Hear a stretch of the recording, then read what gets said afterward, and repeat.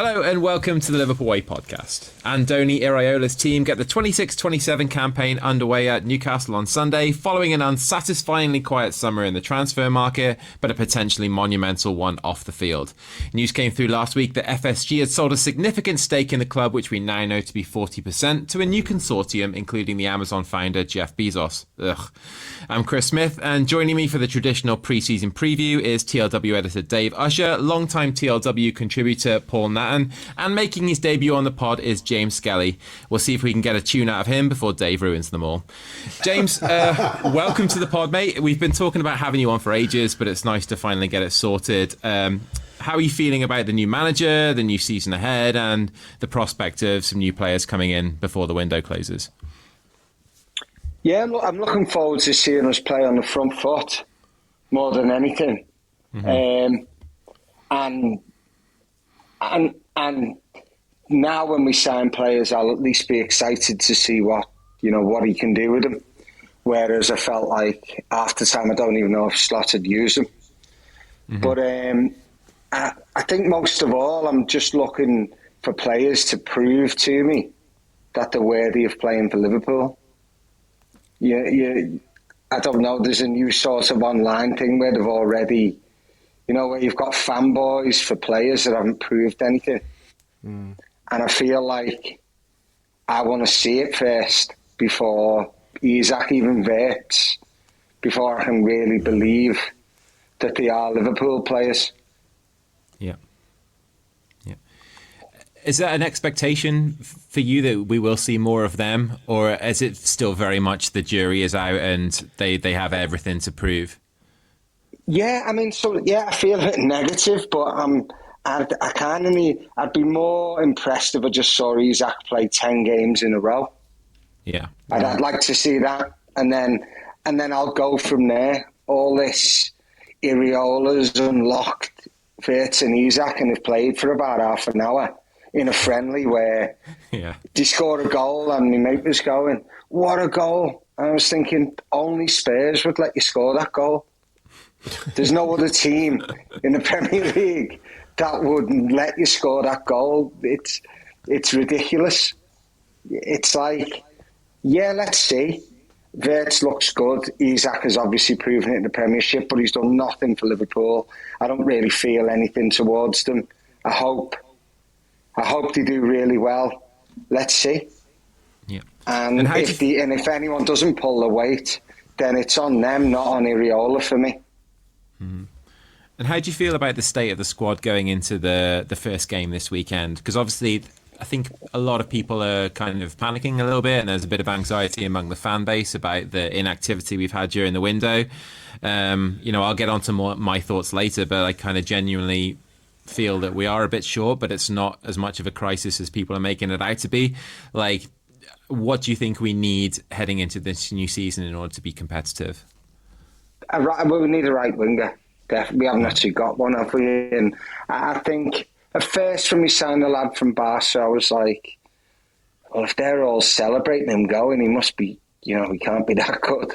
But then, when I looked at it a bit more, I thought, well, he can play right back. He looks like he's got the right attributes for the Premiership. He played there for, 7 years, so he must have something about him. Looks like it might be a smart bit of business, not that risky. It looks all right to me. I'd like more, but... I think James has just dropped out there, lads. But Dave, I'll come to you. I know you feel very strongly about the state of the squad as it is, and mainly the reasons for that. So, are you looking forward to Sunday? Do you think we have a decent shot of competing a little bit here and putting on a good show and surprising a few people? I feel more or less the way James does, in terms of saying about it's prove it to me. You're not going to get blind faith from me anymore. That's not happening. It's like, no, we're back to square one. You've got to prove it. Not so much Iraola, although to an extent he's a new manager, he has got to prove it. But I'm looking at the players more so, and I'm like, okay, I need to see it from you now, because the old guard have mostly gone. We've still got Virgil and Alisson. And all of these new players who come in, it's like, yeah, you're showing flashes here and there, but we had that for donkey's years, where like players, they play like a few good games and a few bad games, and you judge them on the good games and think they're better than they are. It's like, no, you've got to do it consistently. So what James said there about Isak, he wants to see 10 games and on the bounce. Yeah, because before you can start talking about anything else, like quality or like has he scored enough goals, well, no, he's got to be out there, he's got to be available. So that's the thing with him, he's got to be available. Other players have just got to step it up. The one thing that I do think about, I think we've got lucky with the fixtures. Ordinarily you wouldn't say that, because Newcastle away, traditionally it's a tough game. I think like the state that Newcastle are in, and morale's on the floor, and new manager who no one's heard of, and I mean, I don't want to speak too soon, but he's given off some Liam Rossini vibes to me. I don't think that's going to go well, and the players are all the best players have all either gone or wanting to go. I think it's a good time to be playing Newcastle, so I think we have it's actually, that looks a much kinder fixture than it did when the fixtures first came out. So I think we'll probably be okay this week. I'd expect us to go there and win. Based on pre-season, we've seen some like real like flashes of quality, little sustained spells, maybe 10-15 minutes where you think, yeah, we look really good, and then it just drops off.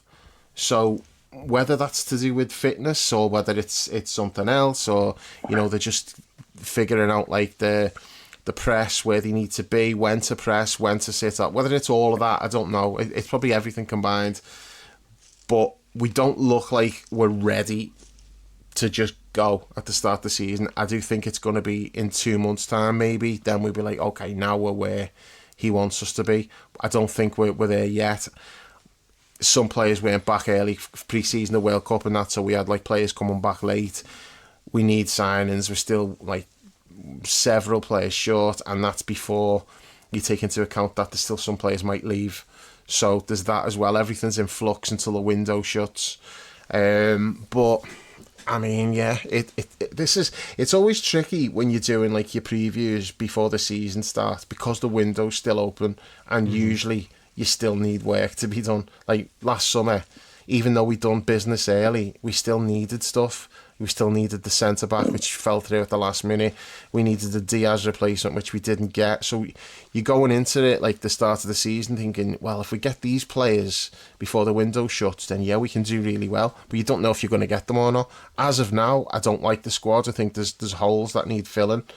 But mainly, as James said, right wing's the obvious one. I also think we need another winger. Irrespective of what happens with Gakpo, I mean, like, I would still be signing 2 wingers now, whether Gakpo stays or he doesn't. And also, people might be astonished at me saying this, but we should not be selling Gakpo, because we've got no cover for Isak at all. So, yeah. I think, like, if you're selling Gakpo, then whoever you're replacing him with needs to be able to play number 9 as well as out wide. Otherwise, you're relying on Isak to stay fit, and, that's a massive gamble. Gakpo's looked pretty good in pre-season as well, to be fair, so maybe he's one of those who'll get a new lease of life under the new coach, because he was treading water last year under Slot. Everyone said, Slot's or not. We all did it, we all made that joke, but maybe Slot was actually holding him back to an extent. I don't know. We'll see how he does now. But no, I think going into the weekend, I'm not worried about the Newcastle game. Beyond that, I have got some concerns. Yeah. Paul, I think of all the lads on the pod, you and I are kind of the most aligned, really, in terms of feeling quite relaxed about where things are at, acknowledging that there are gaps to be filled, but not really feeling the intense, this has to happen now as everybody else. I think you and I, and correct me if I'm wrong, are kind of on board for the journey, acknowledge there are going to be some ups and downs along the way, but are kind of ready for that, and just kind of ready to see where the chips lie, and just assess things as the season goes along. Yeah, I think that's fair. I mean, I think I'm feeling pretty positive. I really feel like at this, obviously the race hasn't begun yet, but at this stage we've hired a man who his reputation is basically an approximation of what we all love for the last 10 years. He's about intensity. He's about developing players. He doesn't stand for favourites. He doesn't take any messing. He's very front foot and aggressive in the football that he plays.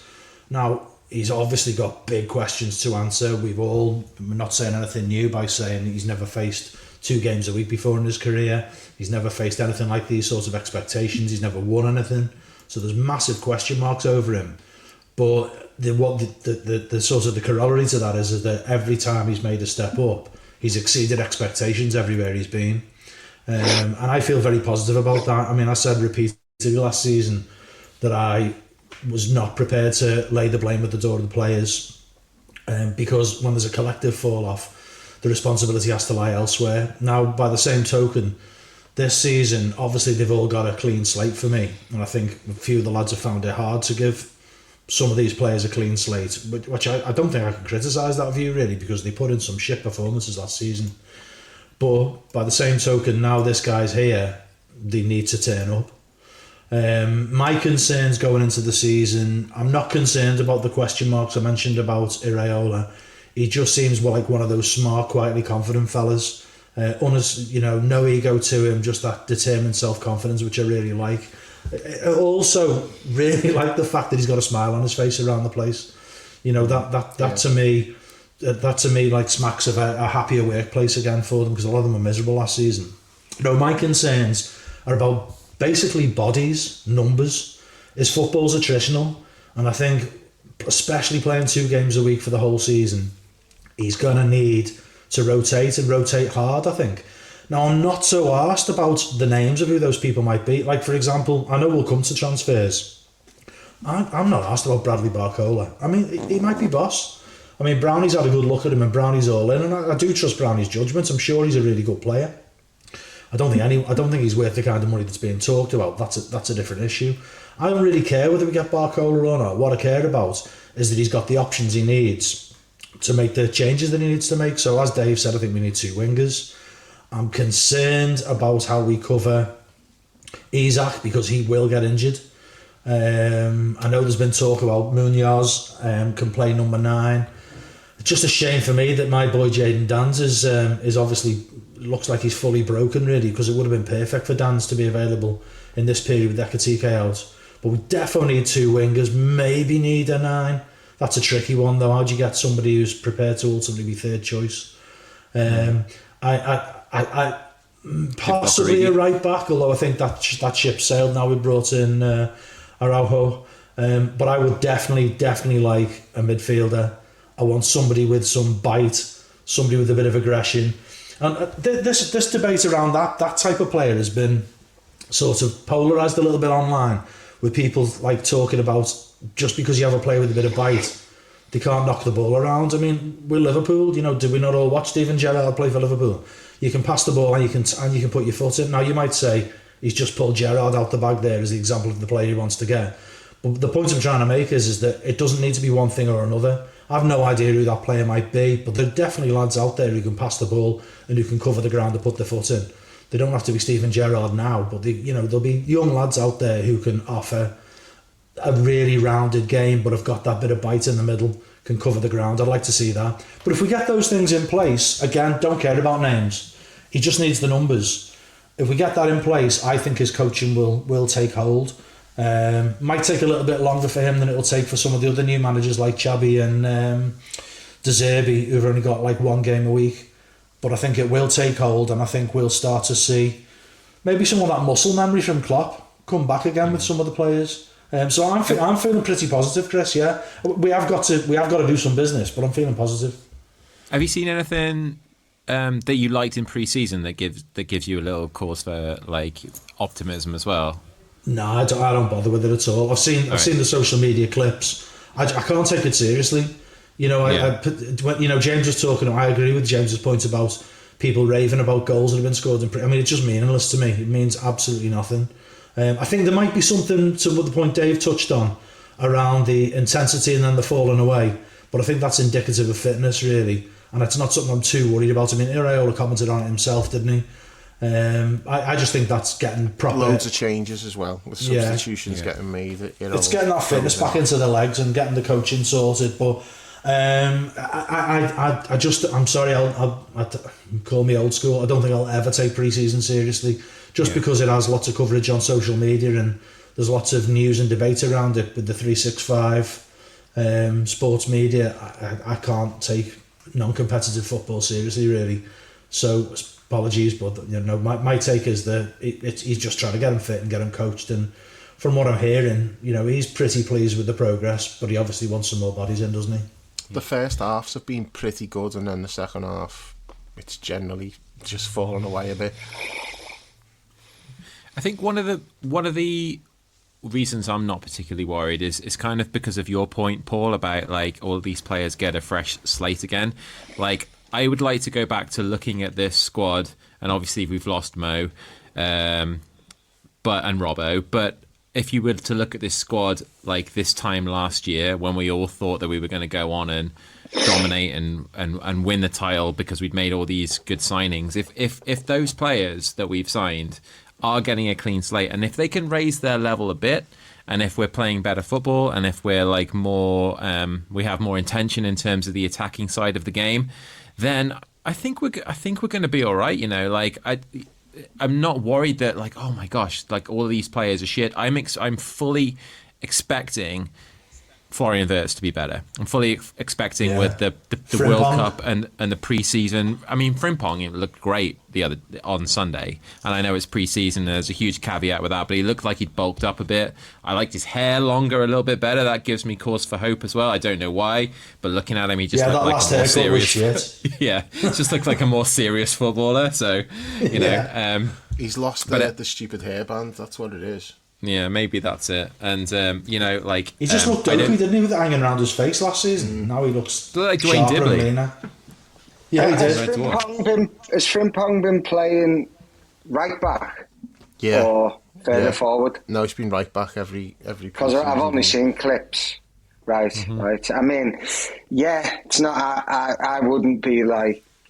He wouldn't be my ideal right back through going into the season, but if you're going to play, if you're just going to go for it, then I think he is good going forward, and his pace can help. And I suppose he's got recovery pace, but yeah, he's another one for me who I'd need to see play a few good games to have any kind of belief in him.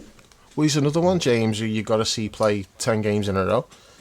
Yeah, and he wasn't even injured. I don't know what happened to him there. No, so I'm hoping that's just all that was, because it's not like Isaac who it was in. You may as well have texted us. That, you know what I mean? That came in the post. But Frimpong, he was never like that, was he? When he was playing in Germany, he reckons he'd never had a muscle injury until he came here. Maybe it was something to do with slot, because. I don't know, he just, or like being suddenly having to do something intense from doing, from passing it sideways. Slow, minutes. Quick. And then, maybe Snap. It was something to do with that, yeah, exactly, yeah.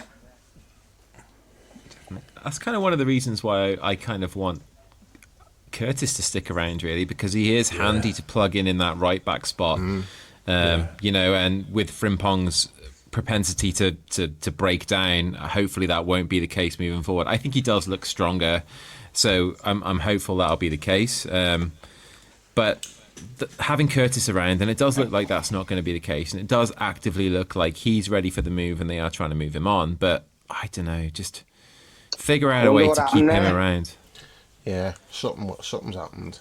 It's obviously it's more than slot, isn't it, now? Because he's pushing for it, you can tell.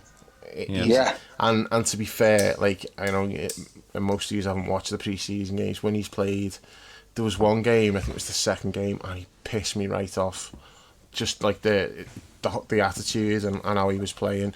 And then afterwards, that's when he had like the thing with the armband and all that, which I'm not even having a go at him over that, because we don't really know what's gone on, so I'm not making any judgments on that. But the performance in that game did not look right, and you just kind of get the impression he's checked out and he's just waiting for the deal to get done with Inter, which is a shame. I don't want to see him go, but it's looking that way. But just on the point you made there, Chris, about him being, cover for Frimpong and that, even if Frimpong stays fit and even if Isak stays fit, you can't play them twice a week, every week anyway. Definitely. So even if we get lucky and they do stay fit, you've still got to have somebody else. And I'm not having Araujo as like, that's an emergency. That's not a rotation option at right back. He's a centre back. So I'm not having him as a right back cover. I still think they'd be looking for a right back. Because Conor Bradley's not back anytime soon by all accounts. So, I mean, we are still short there because you've got Joe Gomez. I like Joe Gomez at right back, but we can't rely on Joe Gomez either. So, I mean, Frimpong, big question marks as to whether he stays fit, but even if he does, you can't play him every game anyway. So Curtis, I really like Curtis at right back. Now, maybe he doesn't like playing right back, I don't know. He's never said anything to the contrary, to be fair to him. He's always said the right things. And at the end of last season, he put in some really good games at right back. And maybe that's a way to get him on the pitch more. Maybe, like, if Iriola does want to keep him, maybe you pitch that to him and you say, look, you're in a midfield rotation. You'll get games in midfield, not necessarily playing every game, but you'll also get, you'll be splitting time at right back with Frimpong. So over the season, you expect to be playing 30 to 40 games. Maybe that's how you sell it to him. But he may well have just decided he wants off anyway. I don't know. Don't you think he just feels they've taken the piss with the contract? Yeah, and you know what? They've just lowballed him, haven't they? They probably have. They've probably thought he'll take the local lad pay cut. He'll take that rate. The problem that you've got, and I said this last season, is they gave out those contracts to Gravenberch and Gakpo, and that set a bar really high now for everybody else who's looking at it. So if Gravenberch's on 275 reportedly, if that's the case, and Gakpo's on 250, they come to Curtis, and what do you reckon they're offering Curtis? Maybe 150 or something like that. And he's going to look at that and go, fuck off. You're offering me that when those two are getting that? Because they all know what everyone's on. It's always reported. So, yeah, they've set a bar. And maybe that's why they're looking to move Gakpo on. For the reasons why I'm saying he should stay, because he can cover. Yeah. Maybe they just think we've got to get that contract off the books because that's a millstone around our neck. He's not worth that, and it's given us problems with renewals. I mean, what did Dom get? I didn't even see any figures reported over what Dom supposedly got. I saw 280. See, James, would you? That's low ball. Dom's worth more than all of them now. If Gravenberch's in 275. Curtis had a better season than Gravenberch, and I like Gravenberch, and he had a better season than Gakpo. I could see how he could think that they're trying to lowball him if they are offering him less. I don't know if they are, but if they are, I could see how he could think that. Do you know what? Would you be keen to keep him, James? Though? Would you be keen to keep? Yeah, I like him. I think he can play. You need this, well, just on the one of just for bodies, and also I do think you need a scouser in the, in the squad or the team, and there might be an element to think that's old fashioned, but I think you do. And not just that, I think he's a good player. And, Fergie always had players around who were like that when United were winning things. Yeah. They might not have been in every week, but they were good players you could bring in, rely on. They loved the club. And if he's going for 30 million out there, that's just a stupid fee for him to be going for. I don't know how we've let that even happen. He'd probably be Nicky Butt, wouldn't he? If you're looking at... Yeah, do you know what? It was a good... Yeah, and how many trophies did he win? How many great games did he play in? There's nothing wrong with that. Yeah. And, you get some... There's a new thing where it's everyone has to be a certain... But that's my problem again with and, I don't want to be down on Wirtz, but he hasn't won anything of those. Curtis has won things. So how come you get fans who don't give him any respect? Yeah. He's won trophies at Liverpool and played in big games and been a leader. Do you know what? You're right on the money thing about Curtis as well. I saw something today, one of the I had some accounts put up about Ox being Arsenal's record sale 35 million. Yeah. Was that 9 years ago when we signed him? He still is. And he had 1 year left, the same as Curtis. But bear in mind, they're awful at selling players. He'd been injured. His injury record before he came to us was just as bad as it was when he joined us, Ox. So he had a year left with a bad injury record. We paid 35 million for him. Curtis, you could argue that Ox is a better player, but Curtis, better fitness. 30 million, 9 years on. Mad that, like. Yeah. And look at this as well, like, of the most successful player, most decorated players in the Premier League era, Philip Neville, 6. Fucking Wes Brown, 7. Nicky Butt, 8 Premier League titles between them. Your mate Wes Brown, yeah. So, like, to kind of sum up all your points, really, is you need those local lads who are the heartbeat of the team, who are prepared to be part of a squad. They're gonna. I think, like, we need to get away from this whole fucking starter thing. Like, if I'm not starting, I'm not important. Yeah. You know, it's a squad game. You're important. Like, I just wrote about this a couple of weeks ago for the latest issue of Blood Red, which is out now. I wrote a piece about Jordan Henderson and his decision to leave before Klopp's last season because he wasn't going to start games anymore and he didn't think he'd be playing much. Well, his replacement, Wataru Endo, played 44 games that season, and that is because we had, like, an unprecedented injury crisis. But we always had injury crises under Klopp. Yeah. Like, every year there was a couple of weeks where we're like, fucking hell, lads, we're a bit short this weekend. Plug him in here, plug him in there. Plenty of games. Of course he would. He refused to accept being James Milner. That was the issue. James Milner embraced that role, and Hendo was like, I'm not doing it, and took himself off. But, like, he really should have been James Milner. He regrets that, I think. Yeah, I think you're right. Yeah, he should do. Whether he does or not, I don't know, but he should. I think he probably does. Funny little bit of inside baseball here is the moment I hit save on the draft of that Henderson article about, like, all being forgiven. And, like, it was nice that he came back to Anfield and had the reception from the Kop and everything. It got announced that he'd agreed the deal to Chelsea. Just like, I was like, fucking hell, nice one. But, yeah, doesn't Were really you affect bothered by that? It didn't bother me. No, not really. It bothered Chris because he had to fucking rewrite his article. Yeah, exactly. Yeah. Fair enough, yeah. I knew it'd bother enough people. Like, I just imagined people picking up that paper and being, what the fuck? Like, is it? Yeah. I was fine with it, but the idea that, like, people would be reading it and thinking, like, yeah, okay, he's just signed for Chelsea, but never mind. So, Paul, do you think when the window closes, Curtis will still be with us, or do you think he'll have moved on? It does. It looks like he's. I think Dave said before, checked out. It looks like he has checked out, doesn't it? Which is, I think, is a real shame. The club seem to want him gone as well now. So, like, they're thinking we don't want. I think the club are in a position now where it's avoid another free transfer of a saleable asset at all costs. Now, I think. I think they realise how bad a look it's been, losing so many players on frees over the last few seasons. And I think they probably want to turn that tide a little bit and start bringing money in. You know, that reputation for being great sellers is old, isn't it now? Yeah. In fact, all the reputations around our transfer buyers as well as sellers, it all needs reasserting. I think the idea that we're really good on transfers is up in the air at the very least. It's I think outdated. At the moment. Yeah, it could still be proven correct, and I think a big factor will be the manager. You know, I think it is a manager's job to get the best out of the players in front of him. You can't just. One of the things that really irritated me about Slot, one of the many things, was the way he just seemingly wrote players off without even trying. You know, there were just loads of lads who were persona non grata, who weren't going to get a look in, weren't going to get a sniff. Some of those you could maybe understand. I mean, Chiesa, by all accounts, just physically wasn't at the races.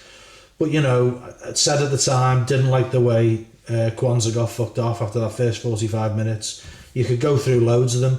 I think it was almost like, if you don't fit instantly, then you don't fit, you're never going to fit.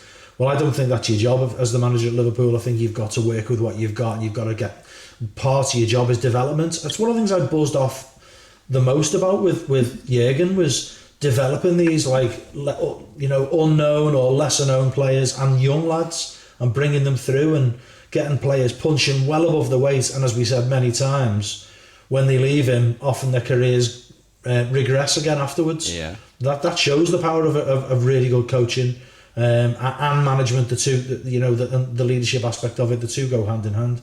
And Ferguson was really good at this, Paul, as well. Just on that very point, he was really good at giving young players game time and talking them up. Like, I remember after Fabio Carvalho scored that goal against Newcastle 3 years ago on the famous night where they were the biggest shithouses in the history of the league. Like, and in the press conference afterwards, he was like, "Wow, what a boy."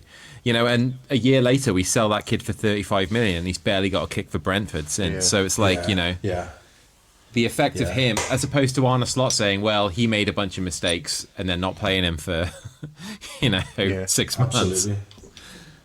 But Dave always used to say that the credit that Michael Edwards got was really reflected credit from Jurgen Klopp. Dave never said that, did he? I hadn't really thought about it. I hadn't thought about it in terms of the sales, though, as well, Chris. I mean, I think it was pretty obvious in terms of the players coming in. It's obvious that the manager makes them into what they are. That was self-evident. But that point you just made there about the sales, I think that probably was a factor. Jurgen gets his hands on them, talks them up, gets them playing out the skins, and then you sell them way above what they're worth, really, and what they go on to deliver. Yeah. So, I mean, I think it's if we're benchmarking Iraola by Klopp, it's certainly initially, I think that's unfair, but I certainly like the idea that he seems an approximation of all the things that we liked about Klopp. He's got that, albeit at a much, much lower level. He's got that in his locker. I think Kara's been making the point. He's like getting Klopp from Mainz rather than Klopp from Dortmund. But at this stage of the game, I'm happy with that. I think we needed a reset as a club, and I think this fella's going to give it to us. Yeah.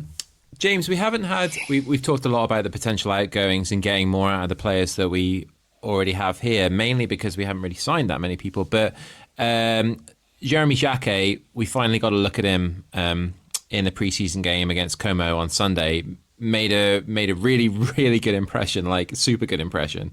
Did you see the game on Sunday? And if so, what did you make of his performance? No, I saw all the highlights, and half of them are just him majestically passing it 5 yards, but he did look really good. You know what them highlights reels are like, and I've seen a lot of stuff where he's playing before, where his recovery pace and then the tackles he makes looks great, especially if you're going to play a high line. But he's young. Again, I just need to... What's he going to be like in the Premiership? What's he going to be like when people are taking 10 minutes in a whole game for throw-ins and someone's got hold of your shorts and pulling you back? It's a whole different game. I just need to see him. He looked good in the clips that I've seen of 40 minutes he played in a friendly when no one was really trying that hard. That's, but he's still looked better than anyone else that I've seen on the clips, so it's something. Yeah. I think, Dave, even 5 minutes into that game at the weekend, before he had the good game, one of the things that struck me is that I thought he had a bit of a presence about him, which is really important attribute for a centre half. Like, I think it's one of those things where you look at him and you think, like, there's something about him. Like, he's got the size, he looks like a quality player, and he's got that little bit of class about him as well. Like, what did you make of that performance, taking into account kind of what James said about it being pre-season and it's kind of very difficult to judge in that environment? I'm not reading anything into it in terms of how good is he going to be or anything like that, because it's a friendly. There's no point over-analysing it. He was really good. But the thing that jumped out at me, I wrote this in the diary, which I posted it last night, I think. Don't take this the wrong way. This is not me saying he's like some superstar. That's not what I'm saying. But there are certain people in different sports who, when you watch them, it jumps out. They look different to other people. Yep. So like LeBron, in a league with loads of incredible athletes, LeBron still manages to look bigger, stronger, quicker than everyone else, even if he's not necessarily bigger than them. He looks it just by the way he moves. Virgil's like that. Virgil, definitely. They look different. he athletically and physically just looked like, I was like, oh, fucking hell. Okay, there's something there that's different. Not like, you know, so he's probably similar size and build to Kanate, but Kanate never, like, gave me that, like, where you think, oh, he's different, you know, it jumps out, like, the athleticism. And I think there was a bit in the, like, he only played the first half. I was going to say in the first half, but he only played the first half. But at the Kop end, and he slid in and made the tackle by the touchline, which, okay, loads of players do that. Nothing extravagant about that. He gets up and like, the attacker was still on his feet and was first to the loose ball. So he gets up and the striker's going for the ball, and he somehow, over like the space of like 4 or 5 yards, whatever it was, manages to overtake and then overpower the striker, and he just comes away with the ball. And you're like, okay, it's almost like the big kid in the playground who's just like more physically gifted than everyone else. And that was the impression I got from watching him. And there's only, like I say, certain people who you watch, like, so in the NFL, probably Micah Parsons, like, if any NFL fans, Saquon Barkley, the guy at the Browns, Myles Garrett, those when you watch them, and everyone on the pitch is like really athletic and strong and quick and all that, and yet they still manage to look different. And that's what I thought Jackie looked like. Now Araujo come on for the second half and he was really good. So I felt after that game, even though it was pre-season, concerns I had about the defence and, like, you know, have we got enough there now? I feel all right about the defence now. I'm not concerned about that. It's the wingers for me now, and potentially there'll be a problem at right back if we sell Curtis. But did you see on Xhaka? I never got onto this until I think I saw it today. He's captain France at every level, every representative level up to senior team now. So he's obviously not captain France in I don't know if he's had a senior appearance actually. I don't think he has. But he's captain France at every level. Think youth, under 16s, under 18s, under 21s. I think that's a good little sign. Well, if he starts the season, Paul, for us, he'll be in the French team within maybe the first or second international break coming up. Well, Saliba's out for ages as well, hasn't he? Yeah. So they'll be picking him. Also, with Araujo, also good sign that he's been Barcelona's captain for so long as well. I just think, you know, we've all been worried about the leadership gulf. These are good little signs, I think, to have, you know, people coming in who want to take the lead, who are natural communicators and want responsibility. I think one of the things that bothered us last season, particularly with the two boys up front, is that they seemed so quiet and lacking in character and were not really communicators. So it's good to have a couple of big characters coming into the squad, I think. The negative reaction to that Araujo signing was absolutely baffling to me. Like, I didn't understand it at all. He's a guy who's captain Barcelona. He played 200 games for Barcelona, who's won multiple La Ligas with them. You know, important player for his country as well. Like, good age. He's a leader.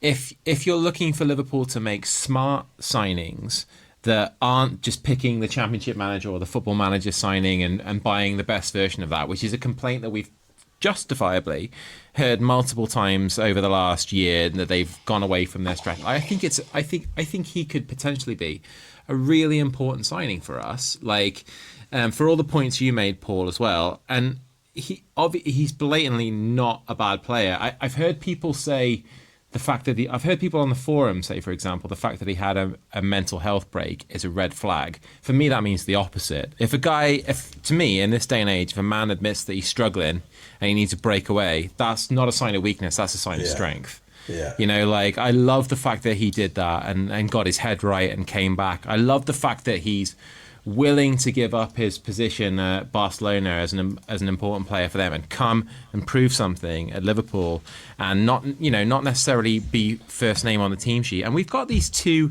young centre halves as well that aren't going to be able to play all the time, but they have got like massive potential. Like, everybody looked at Leone in the game against Southampton last year until he got unfortunately injured and thought I had a similar reaction to what we had on Sunday when we saw Jacquet play for the first time.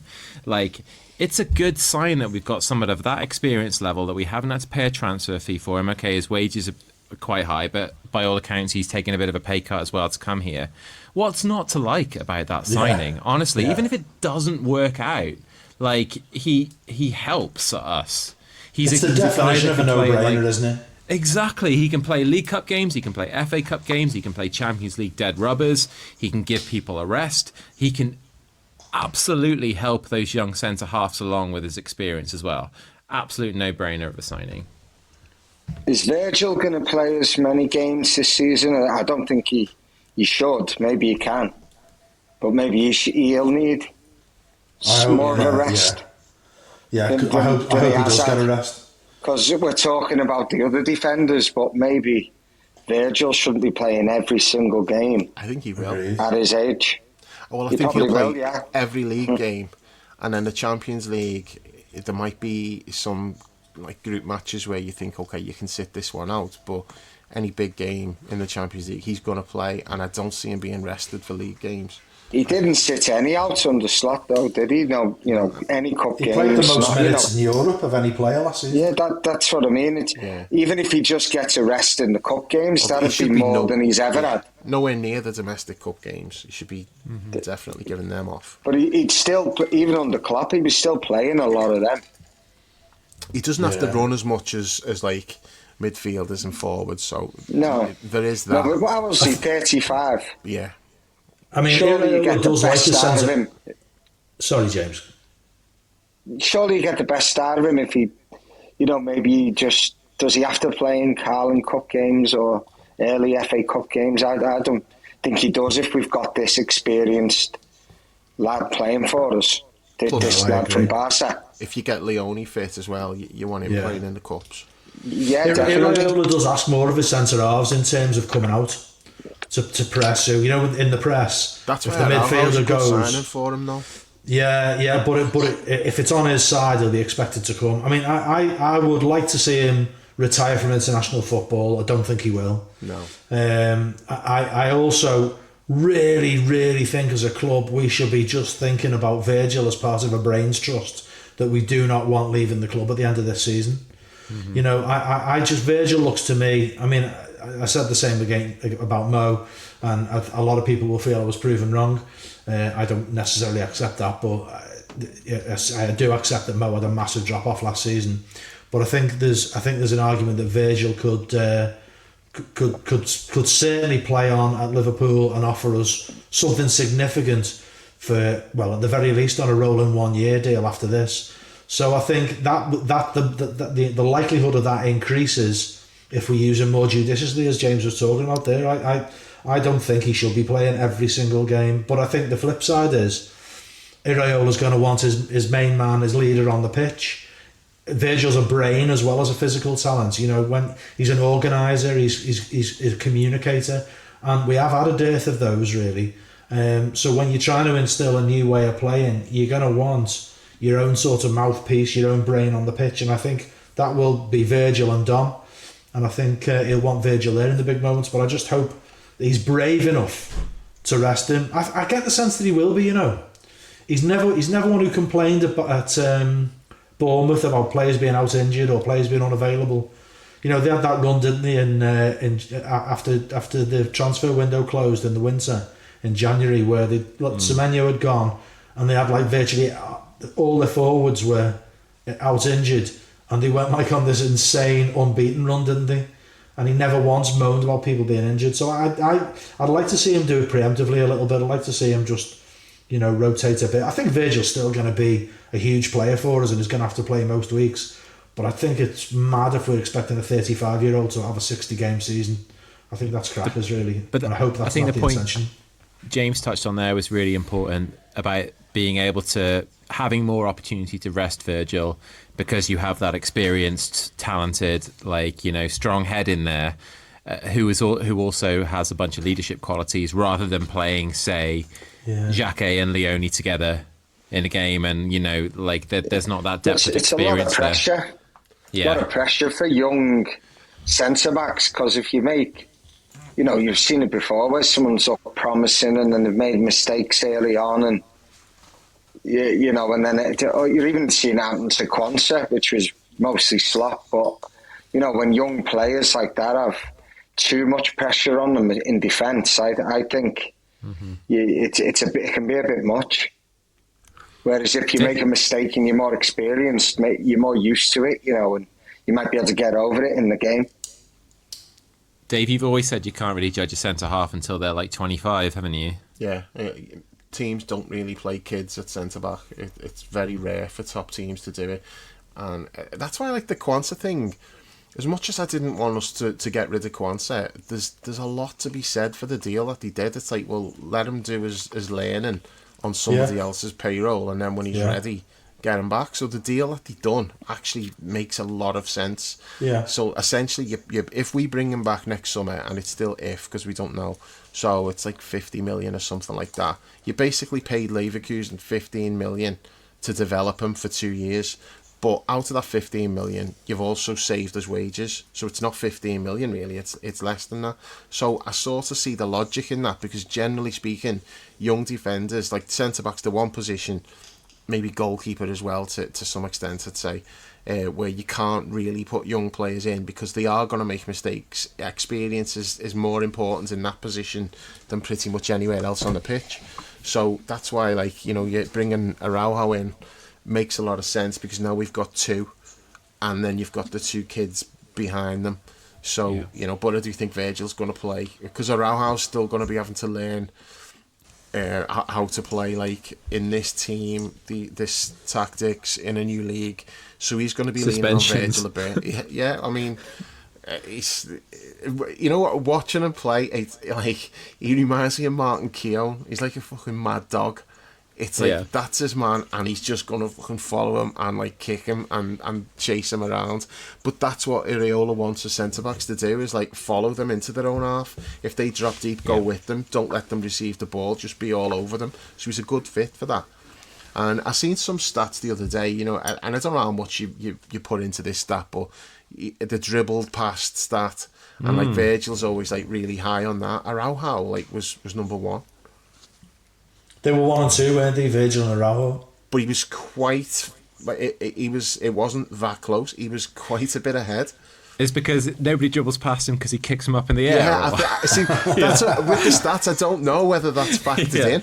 It's like, you're not getting past me no matter what. Right. And I might get a red card, but you've not dribbled past me. Yeah. So I don't know if that gets factored into the stats. So I don't know how impressive it is. Neil Ruddock's dribbled past was probably really low as well, to be honest. You had to run a long way to run around that fat cunt. We've got a squad full of fucking fannies. We need a few rocks, don't we? It's good, right. I think. Yeah, definitely. All right, good. Well, the other new signing that we haven't talked about yet, Munoz, that was done quite early in the window, James, but we didn't get to see him in the World Cup, which was really frustrating. He spent every minute of the World Cup on the bench. Haven't seen that much of him in pre-season yet because of being late back from the World Cup that he didn't play in. I mean, for me, if I would have come, I think he should have been there first day, let alone taking a 3-week break for sitting on the bench and doing some laps around the pitch for 3 weeks or 5 weeks. Get him in and start learning with his teammates. But he seems to me like a pacey, quite versatile forward, which ticks 2 massive boxes for what we're going to need given our numbers and the way we want to play. The fee was under the rate. I think we spent the summer complaining about the fact that FSG don't do things like they used to anymore, which was get the player before he becomes massive and costs you 100 million instead of 35 million. Get the signing done quickly when nobody knows it's coming. Get the right profile of player that you can get in multiple positions. I think he ticks all of those boxes for that sort of typical FSG signing, and hopefully we can develop him in some of the ways that we've developed others of that profile as well. Yeah, look, I like what I've only seen bits of him, but I like how direct he is. He reminds me a bit of when Bellamy was at his best. And he'd just go at you quick. Yeah. He's got a bit of that about him. And I like what I've seen. And I think anyone who's direct like that can get Anfield going and get the team going. And I think I don't think we can underestimate how important that's going to be this season. Defo. Do you want to elaborate on that, James, as well? Is that to do with kind of like how last season went and how sort of dead the crowd was because of the style of football we were playing? Yeah, I just think Slot lost Anfield. It's as simple as that. He lost probably, the most important thing that we've got at Anfield, which is Anfield. Mm-hmm. And I think the style of football and the players, I don't want to put everything on him, because there was times where I thought I seen players get a grip and have a go themselves, and just pick the ball up and run at someone every now and then. But it was like anyone who did that, he wanted to get rid of him, or he wanted to get it out of him. It was only Rio, wasn't it? Let's be honest. Yeah. Or Dom would do, Dom would do something, but it was more like long range. But I think Iraola seems like the type of manager that would encourage that and would understand what that would bring in and what the crowd could bring in the intensity.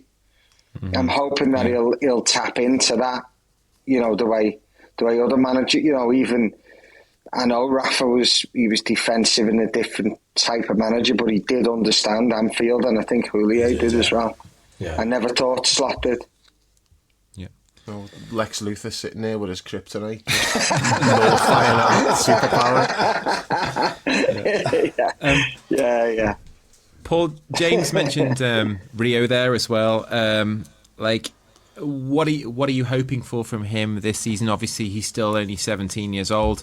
What we saw of him last season, incredibly impressive. Obviously, still a long way to go. And part of the reason why we did take to him so much is kind of what James said, is because he took the initiative and he showed willing and he ran at people in the way that nobody else was A, permitted to, or B, had the gumption to at the time. So it almost feels to me like we have a leg up on last season going into the year with this incredibly talented player now having first team experience and ready to hit the ground running as now an important part of the squad.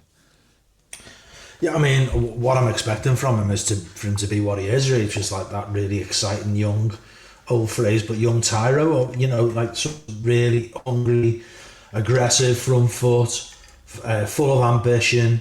And he's got all those direct attributes that we love, don't we? We love players like that at Anfield. We love direct attacking players. I think I'll be fascinated to see how he does on the right, because it looks clear that he's going to be playing on the right this season. For two reasons, really: to see if he adapts, but also to see if Iraola can adapt him. Because I'm really quite excited by the idea that Iraola likes multifunctional players and he likes creating surprises from players. He gets things out of players that no one expects. So I'm looking forward to that. But I also really hope that he is not the main man on the right. Not because I have any doubts about his potential, but it is potential. I think just turned 18. It's not fair to have the expectations of Anfield entirely on your shoulders in that way. There should be a more senior player ahead of him. But what I would be wanting him to be doing is to be desperate every time he comes on to show that he can be the main man already. I think Dave talked frequently last season about one of the very few things that Slot got right was that judicious use of Rio in terms of the minutes that he got. And I agree with that point. We've seen so many prodigious teenagers whose careers have been curtailed because of the miles on the clock, rather than age. So they get to late 20s, 30, and they're pretty much done because they were just putting so much in early doors, and often they get to the mid-20s and they're dealing with injury a lot of the time. Trent. So we have got to be careful with him. Yeah, we have got to be careful with him. But I want to see that hunger, I want to see that desire. That's if you've got teenagers in your team, they should be absolutely chomping at the bit to get in the team. And then, uninhibited really. They should be too young for inhibitions. They should be just all about the opportunity. And I think that's what we'll get from him. I think that's exactly what he'll be. But I do want to see him doing that from a position whereby he's still trying to prove he deserves to be the main man rather than actually being the main man by default. Yeah. Dave, I'll come to you on this. Are you concerned about the idea that he might be predominantly used on the right wing? Too early to say I'm concerned, but there was one pre-season game. He actually scored the winner. It was Wrexham, I think it was. He was terrible. He just looked so uncomfortable. Everything that he was trying to do was mirrored, except on the left he can do that, and on the right when he was trying to do it, he just kept losing the ball, and then he scores with like deflected goal, but he didn't look comfortable, and he was receiving the ball with his back to goal, and when he gets that on the left, he'll just come across the pitch and he's carrying it on his right side. When he was trying to do that on his left, he just kept losing the ball, and I thought, this is going to take some work. But I do think he can do it, because if you get him isolated 1v1, nobody's going to stop him from going past the fullback and getting a cross in on his right foot. You're just not going to stop that. He's going to beat his man every time. It's when he's not in like facing goal 1v1, that's where it's going to be a bit more difficult for him. But I do think there's no reason why he can't play both sides, but at this stage he's obviously a lot more comfortable on the left. But no, I think everything Paul said there, I couldn't agree more. He shouldn't be first choice. He should still play plenty of games and get minutes, but he shouldn't be seen as like the answer to anything. He should still be an exciting kid who comes in, he'll play like a few games here and there, and he'll be coming off the bench in pretty much every game, getting minutes, coming on against the tired defence, all of that stuff. Like, it increases minutes from last year, but without going crazy about it. As things stand at the moment, you're looking at it and going, well, he's going to have to play most games, because who else have we got? Like, Munoz has still got to prove himself, and I think it'll take him a little while to get up to speed as well. I've got high hopes for him now. I think it's exactly the kind of signing that we've done well. That's our market, isn't it? Like that 35 to 40 million pound bracket. Like, get the player before they become the big superstar. High hopes for him. I think he'll do well. Style of play, I think he can play both sides as well, because he looks two-footed. I made the comparison, and I'm not saying he's this level of player, but he reminds me of Dan James, like the style of play. So hopefully he's just going to be like a better version of Dan James. But Bellamy's not a bad shout as well, actually. But yeah, that was a great shout. Dan James is the one that like I look at and think, yeah, it reminds me a bit of him. But hopefully he's going to be better than him, obviously. But we need more. It's obvious I still think we need two more wide players. And part of the reason I say that is because I don't want Rio to have to be overworked because of the long-term effect that will have.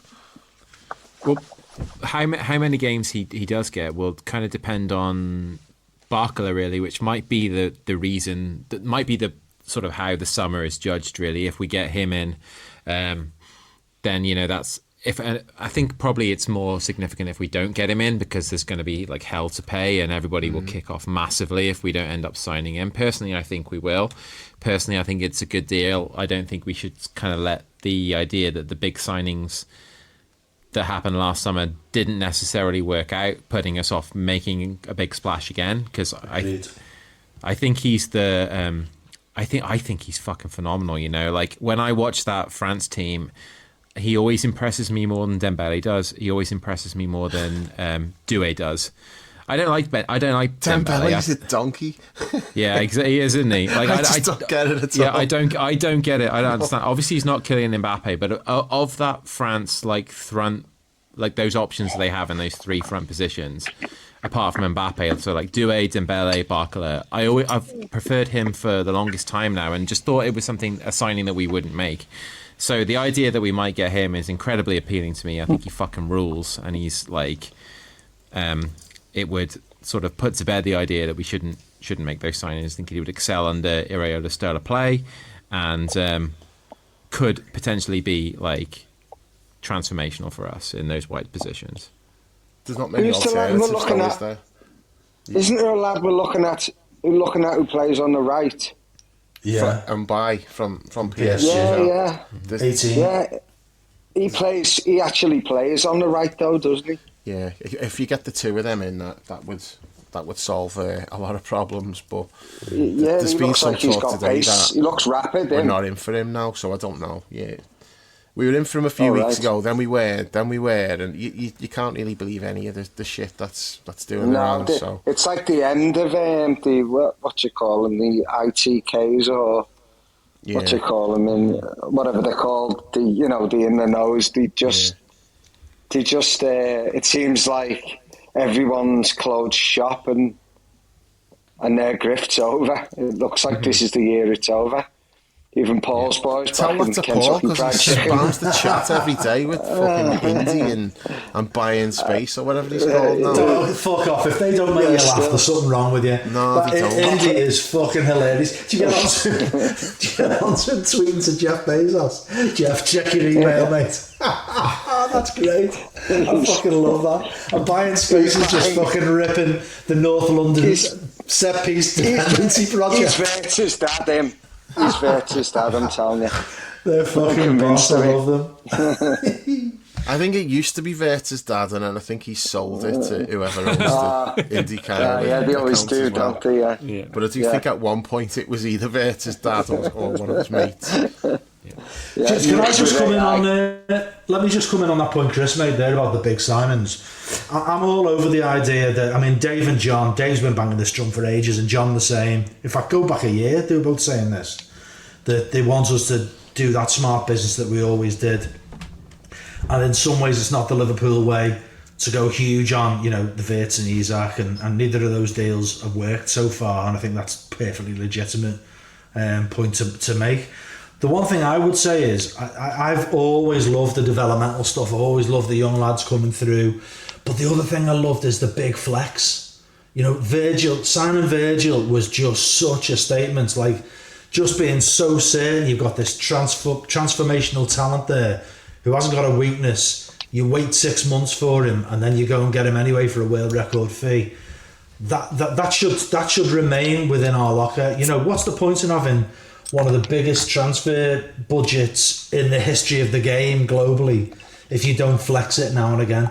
Now, the key there is now and again. I think you should be. If you start just throwing good money after bad, that is when you get into the Man United transfer problems.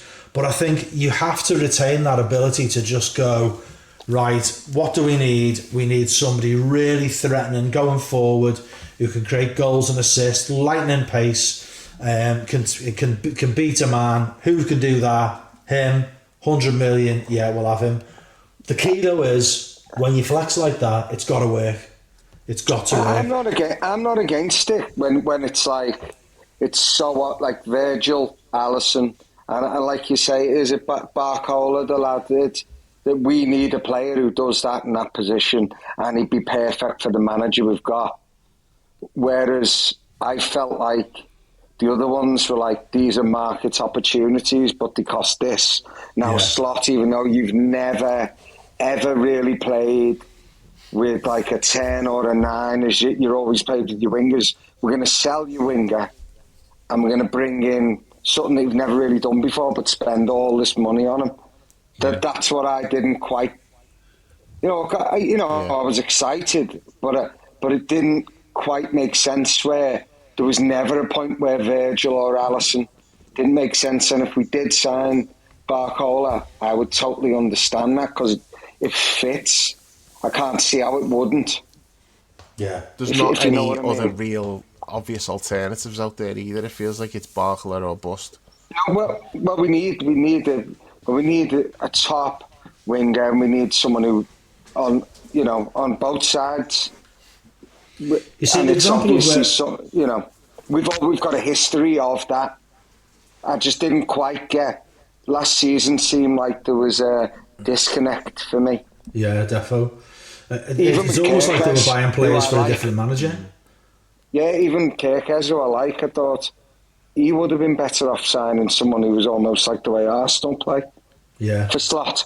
Yeah. It just didn't. It didn't seem. All of the players, Isaac, I thought he was a great player for Newcastle. Wirtz looks great. All of them but it just didn't quite make sense for the way Slot played. It was like you were ripping it all up, and then it turned out he wasn't that adaptable, which I think probably fucked him over. Yeah. And it's all, I get the sense that this summer, I mean, lots of people have complained about why we're not ready to go in our business. I mean, I think there's a lot of football manager values being applied to real life, which I think are just unrealistic. And people are ignoring the World and just saying the World Cup doesn't count. Well, it clearly does. If players are not available, if they're on holiday, they're on holiday. It's as simple as that.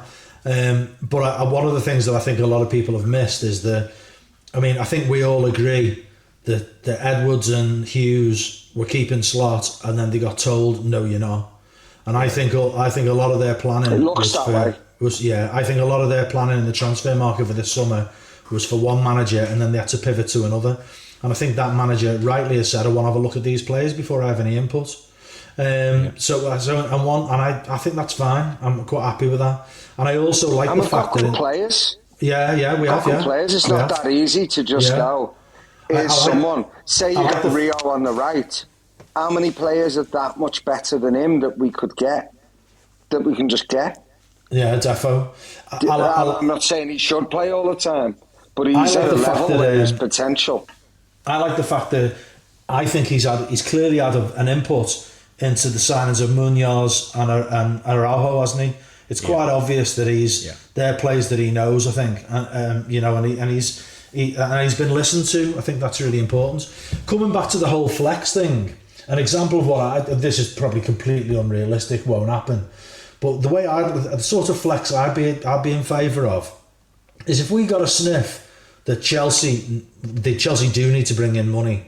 If Chelsea were prepared to accept a big bid for Caicedo, that's a flex that I'd like to see us do. That's just so you can release the ghost pod. That's why. And I still think he's perfect for us, but that's an example of the kind of flex I'd like to see. You know, he's the right age, he's got everything that you want, there's no doubts about his ability, and you just go, boom, here's 100 and whatever, 25, 30, whatever, because that player is like, it's a cliche, but plug and play at an elite level. That's what we should be going for the real flexes on. But I do accept the points all you boys have made there about Barcola, his pedigree, what's available on the market, and also what we need right now. So I mean, as I said, I'm not overexcited about Barcola, but I do. If we're all in on him, the club thinks it's the right. We need to pay the fee. Then pay the fee. I just can't get my head around 146 million. That's a good point as well, though, Paul, because it's that transition from 2 figures to 3 figures in terms of defo. Like tens of millions versus hundreds of millions. It adds that like extra scrutiny, doesn't it? Like if you pay, what did we pay for like Virgil? 75. Yeah. Right. What do we pay for Alisson? 80. Like once you go, whatever, it doesn't matter. Go on, yeah. Yeah. Alisson once you go over that, Virgil, wasn't he? Once you go over that 3 figure. But those things are almost 10 years ago now, and at the time they were like, fucking hell, that's a lot to pay for a goalkeeper, fucking hell, that's a lot to pay for a centre half. Thankfully they were incredibly good from minute 1, and we haven't looked back, and they were the 2 most important signings we made during that era that catapulted us from being almost there to there and then some. But like once you go to like 110 million, like it's like, oh shit, that adds 9 figures is like different stratosphere. It's like a psychological wall that my brain can't quite jump over in terms of there's a level of obscenity to it that I can't quite just dismiss. I accept that it's the reality. I'm not like old man shouting at clouds railing against it, but there's a part of me deep down which is not really comfortable. Without getting too political, you look around our country and see the state of things, and we're throwing hundreds of millions of pounds on one footballer. Did you see Argos changed hands for less than the price of Elliot Anderson? I mean, that's fucking wild, isn't it? Like, that's absolutely wild. That says something more profound about our society and our values, I suppose, than anything else. But I accept that's the market that we're in. I don't think we have to swim in those waters all the time, and I do like the fact that we're able to if we want to. I just want to see us be judicious about it, and more importantly, when we do it, it's got to work.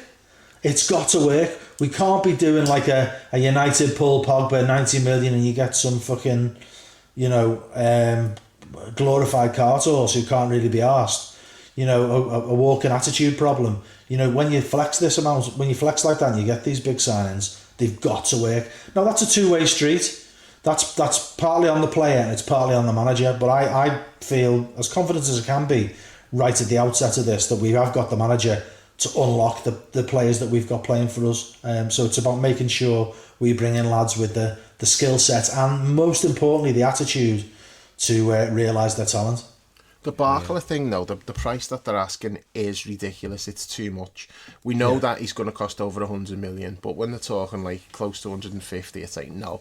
They're trying to put us off, aren't they? Yeah, really? but the thing is, though, I feel like it's shifted slightly now where I don't feel like they're holding the cards anymore because they've signed like 3 forwards. They signed Ferran Torres and they've signed 2 wingers. So clearly, Barkla's going. There's not really a route there for him to stay. They can't afford to have him as well as all of these new players because there's not enough playing time to go around. So he is going to go.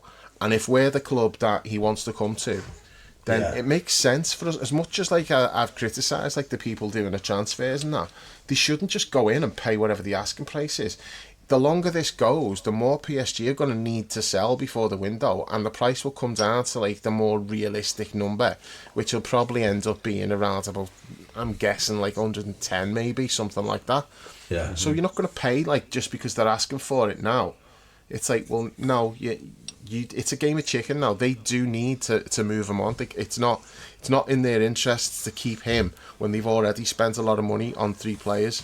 So like the Isak thing last year, that dragged out in part, well, more than in part, because the main reason it dragged down was because Newcastle couldn't get replacements in, and they ended up getting the replacements in really late, and then the deal got done. This is different. PSG have already got like 3 forwards in, 3 new forwards, as well as like they've still got Dembele, the Georgian lads whose name I can't pronounce. Skelly. Yeah, and Dewey. So they've got all of these forwards now. I think they've signed 2, and the third one's the Ajax lads who I think we should have gone for. Like before the price goes nuts. It's like if they're looking at him as Barkla's replacement, it's like, well, we should be going for players like that. That makes sense to do that. But whatever. If Barkla's the one that we're going for, they've already got 6 forward players, as well as Barkla and Mbaye. So they can't just sit there and go, well, we're happy to keep them if we don't get the asking price. It's like, nah, that's not realistic. So the price will come down, and I think the deal will get done, but it's probably not going to get done until late in the window when a compromise gets met. That's okay. We have enough to get by until then. We have Gakpo, we have Munoz, we have Rio. We have Harvey Elliott who can do a job there. Wirtz can drift out to the left wing as well. So I'm assuming that gets done. I think that will happen, and everybody just needs to chill out about it a little bit because all the signs are pointing in that direction. Yeah. And whether it gets done or not, James, I'm looking at the fixtures here, and I think Paul kind of touched on this earlier on, but didn't sort of go into it that much. They look quite advantageous for us early on to get some momentum under our belts. Like Newcastle away, as Dave said, would be a tough fixture. But they're in the shit. They've lost sort of like 4 or 5 of their frontline players this summer and last summer. New manager, clubs in disarray. Saudis lost interest. Then we have Forest at home, new manager. Ipswich away, promoted team, new manager. Fulham at home, new manager. Bournemouth away, okay, well that's a trickier one, but you'd think with our manager, oh, they've got a new manager as well, of course, haven't they? Because we took their manager. So like our first 6 fixtures, City new manager after that. Yeah, our first 6 fixtures are against clubs with new managers who are figuring out all the same shit that we're trying to figure out. So there's a real opportunity for us there to hit the ground running, I think. That's what I mean. I think everyone's flawed, and I think we have to accept if you're going to go for Iraola, then you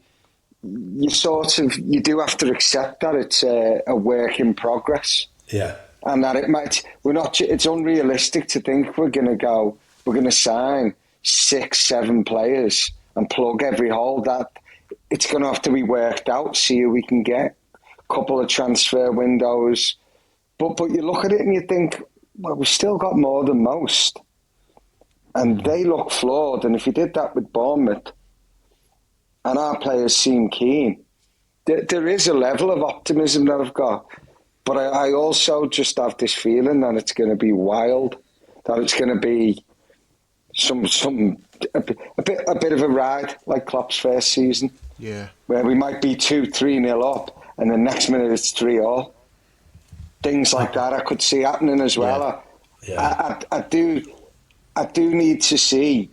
I need to see a bit of a sample size, but I think early on in games we could blow teams away, and then it could end up being tight. That if I was guessing, that's how I guess it'd be, and it's just how tight it becomes, or whether we hold on. I don't mind that, in his first season. I don't mind that, and I also don't mind a couple of holes, and what he embeds his tactics this year. A couple of holes in the squad that get plugged with the absolute perfect signing in 6 or 12 months' time. I just want to enjoy the ride again. Yeah. We've got rid of members of the hierarchy that you spoke about before. So you're getting rid of them. I'd imagine there's a lot to sort out there. Then you bring in a whole new staff. They've dismantled the thing where they were going to buy another club. Now they're selling parts of the club. They've brought in a new manager. So if we sign 2 players, I'll be thinking that was probably the best that I would hope for the situation that it is. I would want more, but right now I would probably take 2 more players, considering the situation. Yeah, agreed. One of the things I've tried to hold on to during the summer, and I've made this point a few times on my Always Liverpool blog, is that after the trauma of the last 12 months where everything felt so fraught, and there was everything from the title win to what happened at the parade, to what happened with Diogo, to what happened to the team falling off a cliff, to what happened with the situation with the manager and it looking like he was going to stay, to what happened with Mo, the whole drama around that. Everything feels just a little bit lower stakes to me this year. Like it feels a little bit, and I don't know if you'll go along with this, Dave, but I feels like I can kind of like sit back and observe a little bit and just be kind of like content to see how it all unfolds and be excited for that and not get too upbeat or not get too downbeat and just kind of like go along for the ride. I mean, how are you approaching this season? Yeah, because it's a reset now and we're at the start of another journey. And I think it's a good comparison, like at the start of Klopp where it was a bit wild and there was some mad games, like the Norwich away immediately that springs to mind. Yeah, even the Arsenal one, like Sadio's debut, that ended up like close, didn't it? Didn't like they come back in that we raced off into a lead. There was loads of like mad games along the way, but there was never a dull moment, and I feel like that's probably what we're gonna have. And considering how much like most of us were moaning last season about how boring it was, and we didn't look forward to going to Anfield, it was a chore. You're sitting through games and it's like, oh, this is just shit. To be able to go back there and maybe not necessarily know what's going to happen, but you know it's going to be interesting and exciting. I think, like, you know, we may well be flawed. There's certain parts of the team you think, not completely sure about that. But then you go back to how it was in Klopp's first season, and it was not a good team. You know, we've got better players now than we had then. Yeah, we have, yeah. There was players in that squad who you're like, that's not good at all. There's not really that many players in the squad who you look at, certainly not in the ones who are likely to be playing games, who you think, no, he's not very good. I mean, they've all got a lot to prove, but the pedigree's there, and I don't think there's any like bad players as such. So, I mean, I think it's going to be a bit of a wild ride at times. I don't necessarily know what we're going to get, but I think there's not going to be a dull moment. And there is less pressure. I don't think like the pressure is there on Iriola to like, all right, you've got to go and win the league and you've got to win the Champions League. I think most people's attitude is, well, okay, let's start building again, and hopefully like it's going to be enjoyable and we're going to be entertained and it's going to be exciting, and we'll be sort of like attached to the team again, because I think like everybody just got detached from it last year. Yeah. It was we need to feel again, because there was no feel last year. I didn't feel much watching us at all. That's what we've got to get back to, is just, and it goes back to the Anfield superpower thing as well. You know, get Anfield rocking again with the style of football. Like we need to see that Anfield football, which we just, it's absolutely bizarre that Slot never tried to harness that with like the style of play. It really is. It's like you play like that away from home if you want to do that, but at Anfield you've got to have a go. You can't be playing the way we played, and that goes against everything that Iraola believes. He's not going to play like that. You know, it might be flawed, but we're going to be, if we get undone, it's going to be because we're trying to attack, and maybe we'll leave the back door open or whatever. But I think we're in for an interesting season. I don't know where it's going to lead to. I don't know how good we're going to be and how quickly, but at least I feel like we'll be entertained. Yeah. All right. That seems like a good point to go to some of the predictions from the lads, Dave, and then we'll come back and do our own. And then we'll have a quick look at the ownership situation before we sign off, and do some score predictions for Sunday. So, sound good to you? Yeah, let's go. I'll play them now. Right. Good. I think if you listen back to last season's preview pod, most of us were probably predicting first or second, and pretty good cup runs, and obviously that didn't materialise. So I think we have to temper expectations for this season. I'd be pretty happy to see three things: more intensity when we don't have the ball, defend better and press better, getting back to Klopp-like football, even though it'll never be like that again, probably. Intent when we do have the ball, cut out the side-to-side stuff and attack, use the attacking players and the attacking quality that we do have. And the third thing for me would be by doing that, you harness the power of Anfield and its energy. We dropped 21 points at home last season, 36 out of 57. So that's the first big fix for next season. I think we need to probably target 75-ish points. We got 60 last season, lost 12 games. So it's obvious where we need to improve. In terms of relegation and Champions League, I'd be happy with top 4, top 5, and a good cup run. And I think the 3 relegated teams will be the ones who came up this season. Right, boys and girls, pre-season prediction time, or as I call it, the annual Dave Calls Brownie a shithouse event. I'm going to try and keep it short and sweet, because the hardest working man in football, stroke laziest twat on the planet's having a little bit of a moan at these voice notes being a bit too long. So anyway, I'll start with the Reds. I'm going to go for us to finish second. I did say to Dave when we were at the Open Golf in the summer that I was going to tip us as champions this year, but I can't do that based on what has happened in terms of squad building since then. I think we're a little bit too thin in terms of numbers. I think starting 11's good, but yeah, the backup players, we need to do more business, which of course we could do in the next couple of weeks. But right now I can't predict us as champions. I'm sure the lads have gone into great detail in the pod about that, so I won't labour the point too much. I think Arsenal will win the league. I think it would be a bit of an open goal if they didn't. When you look at all of the other challengers, have got new managers, all in a bit of a transition phase. So, yeah, they should win it. Think third place, I'll go with Man City, and then fourth, I'll go with Chelsea. Man United finish fifth. Bottom 3, going to be a little bit boring. Go with the 3 promoted teams. I think Coventry have got a chance of staying up, but when I was looking around the league at somebody to replace them, we're struggling a bit, to be honest. I do think Sunderland will suffer a little bit from the old second season syndrome, so they may be down there, and also possibly Fulham because of the change that they've had at the top. Player of the year, fucking somebody for Arsenal. Probably go for Declan Rice, not because I think he should win it.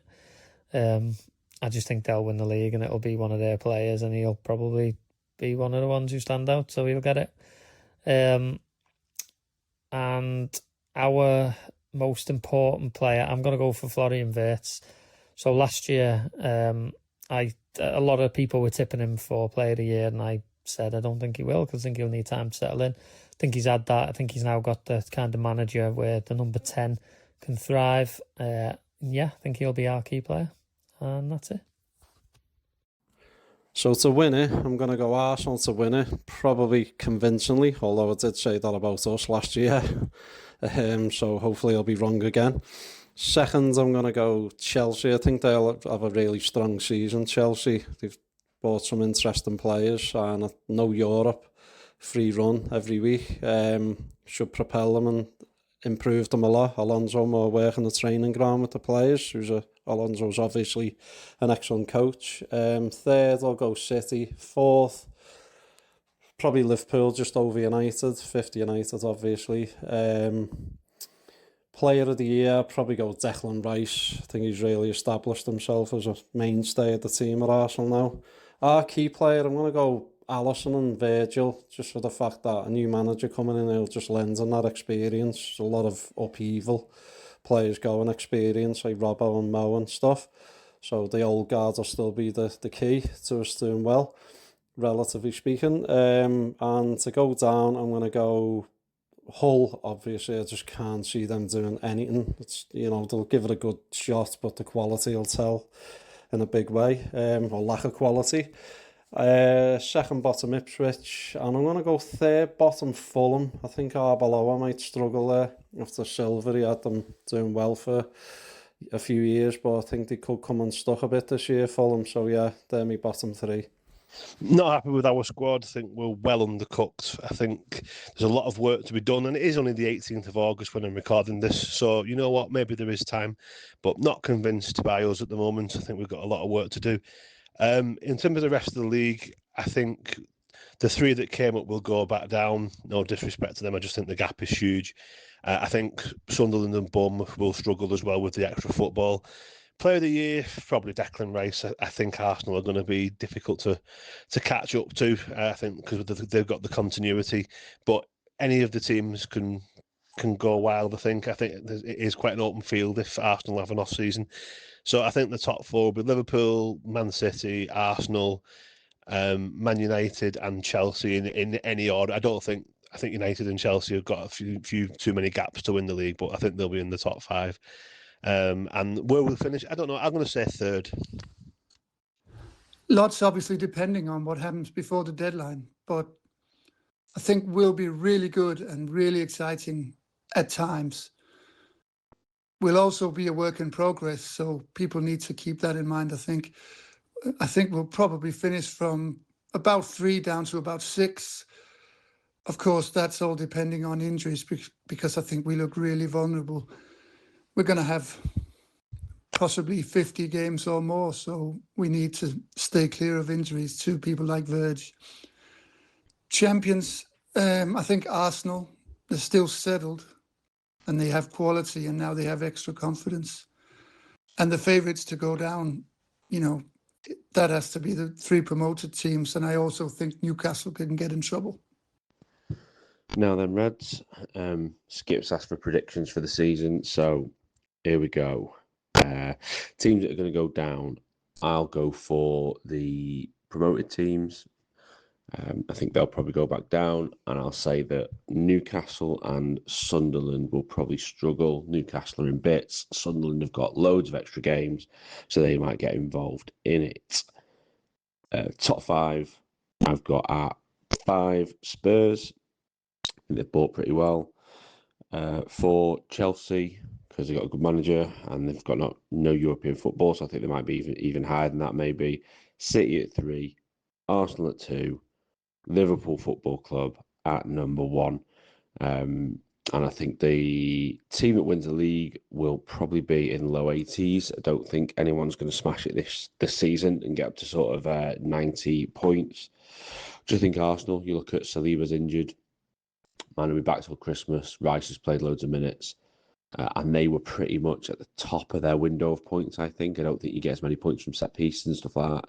So if the Reds can get their shit together and Iraola does a good job, I just feel like, especially if we bring Barcola in and an extra winger, the firepower and the quality. We've just got more.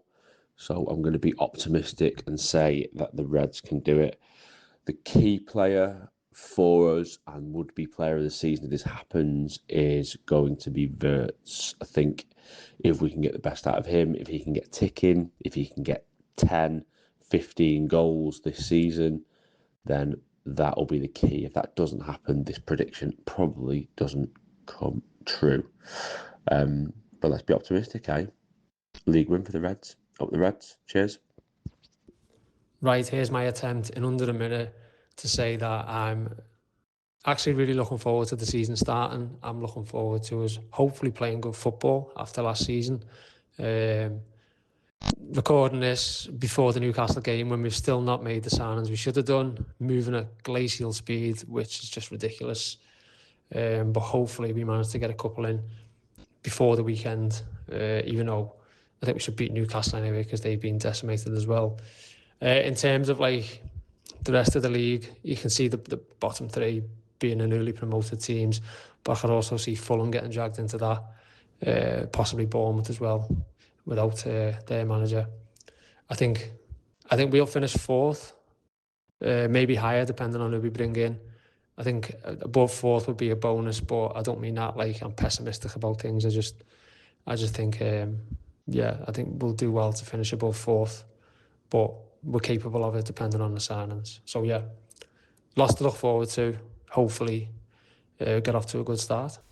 All right, good range of opinions from the lads there. I'm going to come completely clean. I haven't heard them yet, but just assuming. Paul, I come to you next. Because we're still waiting for them to record, the lazy bastards. Hardest working man in football, waiting for the pros to hand the homework in. Scandalous. Yeah, terrible. Paul, come to you first then.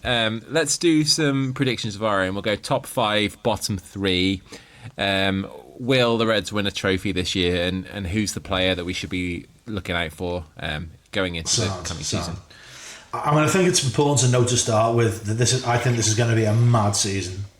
9 new managers and 11 new to the Premier, starting the first full season with the club, because De Zerbi and Carrick came in mid-season last year.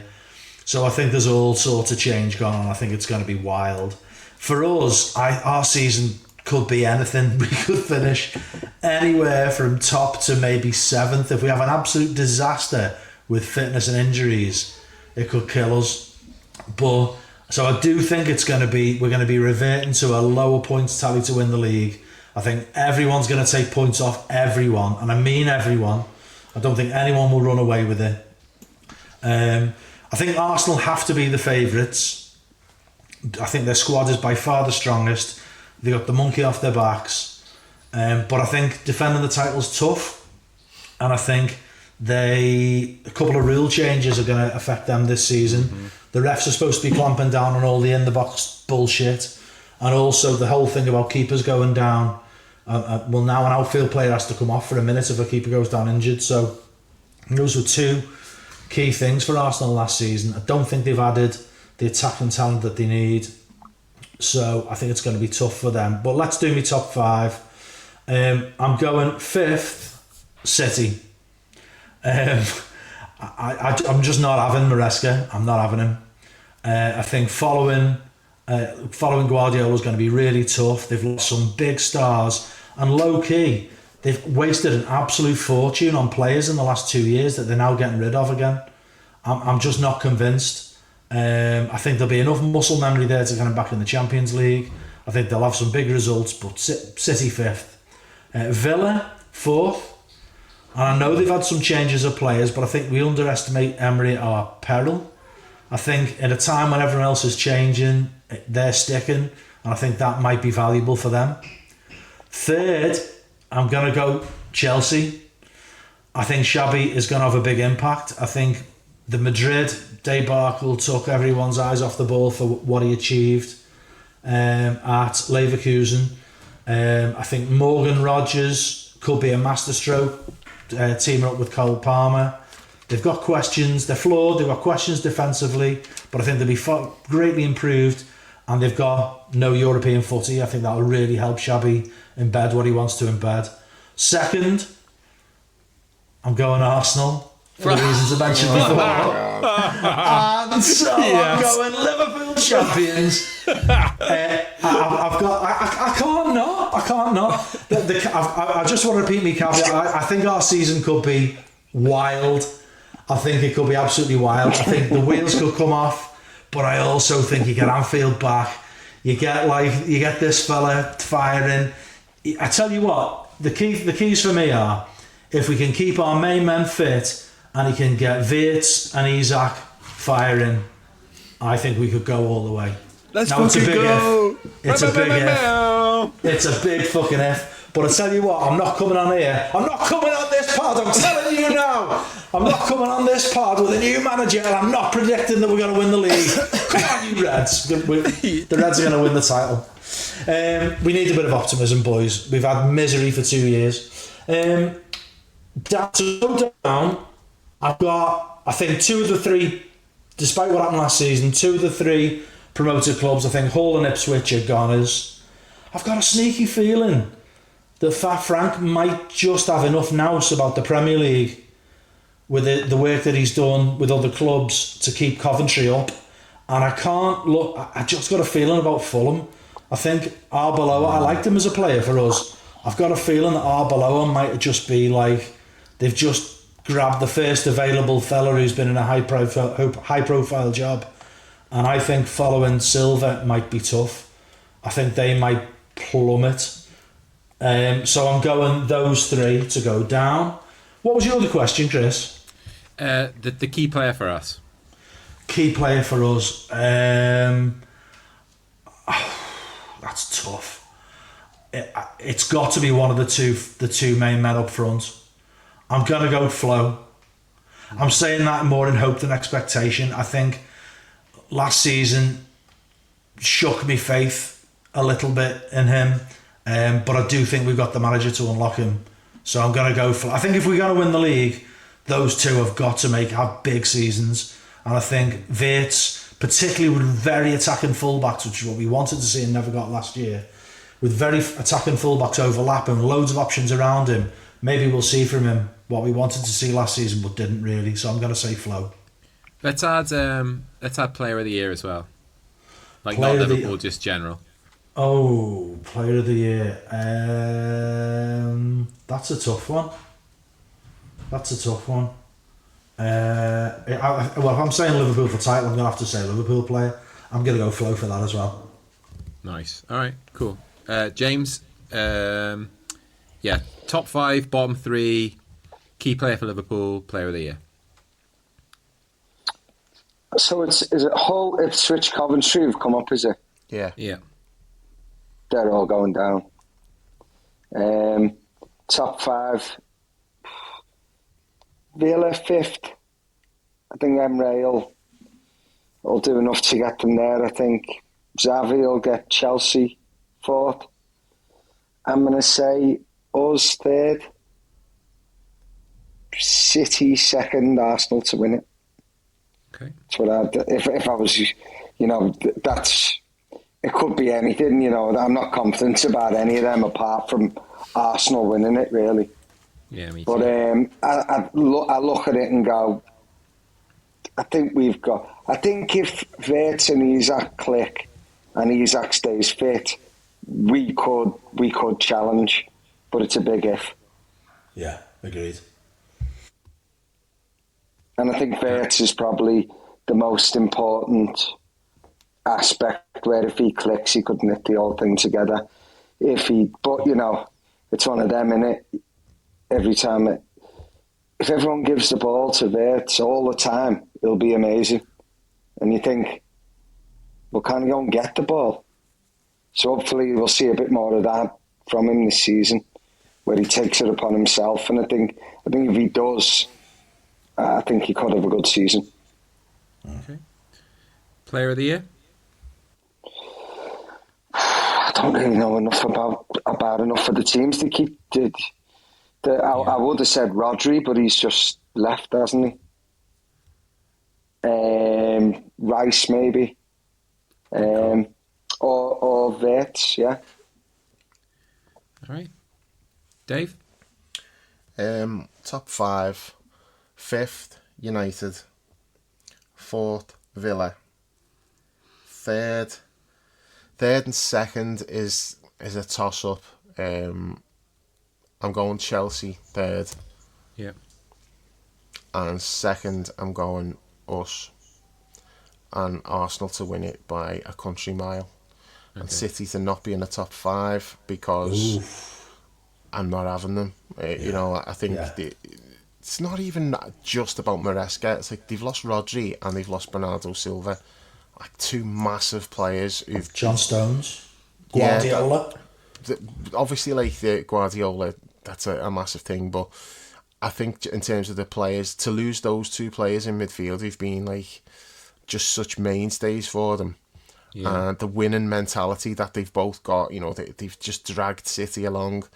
De Bruyne of the previous year as well. They've obviously still got Haaland, but I don't think he's gonna be getting like much service. He'll still score a shitload of goals because that's what he does, but it's not going to be enough. I think City are going to be like the big flops of the year. But yeah, that's my top 5. Relegated, the 3 newly promoted teams are all going back down. I sort of agree with Paul that Coventry are the ones who've got a chance, but I don't think they'll be anywhere near Fulham. I think Fulham might drop off, but not to that extent.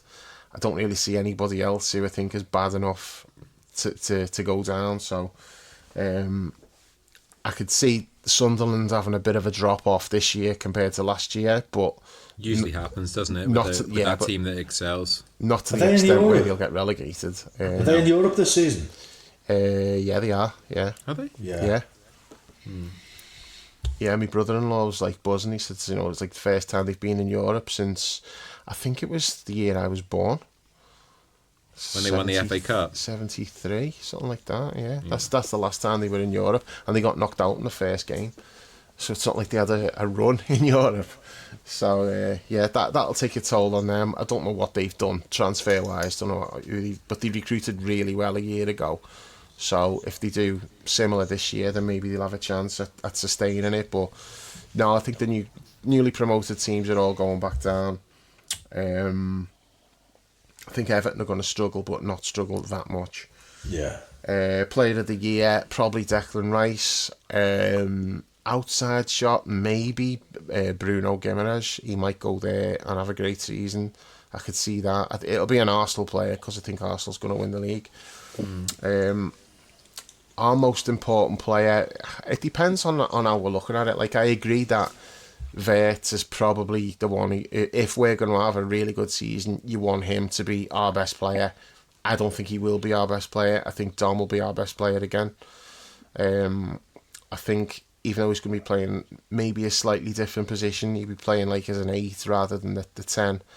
Last year he played some games right back, some games as the 10. I think he'll play one of the 2 central midfielders, and I think he'll do really well there. Also think, as much as I've criticised him, I think he's a bit of a tit and stuff. Watching him in pre-season, I can only just marvel at like the attitude to these games, the amount of running and the work that he's putting in these games. It's impressive. It's like he's not taking it easy just because it's pre-season, and I think he obviously wants the vice captaincy. I think he'll get the vice captaincy. I'm not seeing anybody else who you could give it to realistically. So yeah, I think he'll get that, and he'll step up. Can I ask you a question on that front? Do you think that like he is challenged? Like the last season's sort of episodes that we have with him were never about his commitment or his running or whatever. Do you think he's just learning to channel that energy in a different way, and those were mistakes that he made, but ultimately it came from a good place? Perhaps. Are you willing to kind of? No. I'm not. No, okay. I'm not willing to go. I just think he's a bit of a tit. You just hear he's a tit. Yeah, you just hear things, don't you? Like people around the club and stuff. So I just think he's a bit of a knobhead. But at the same time, we've had loads of knobheads in the past who are great players. He's a knobhead though. Now he signed the contract. Well, yeah, and the fact that he did sign the contract, you know what I mean? It does make me think. I'm all right with that. I do look at him a bit differently because he signed a contract, because we all looked at him thought, he's thinking Real Madrid in 2 years and all that. He signed a contract. I'm like, you know what, you've signed a contract. I would give you the vice captaincy now, because I'm not seeing any other contenders, and you've committed your future here. You always put a shift in whenever you play. I can't knock that. The fact that I just think he's a bit full of himself and he's a bit of an knobhead is not enough reason to say he shouldn't be vice captain. I think he should lean into being a knobhead, like fully just lean into it, just be one of them. Just go like, WWE heel.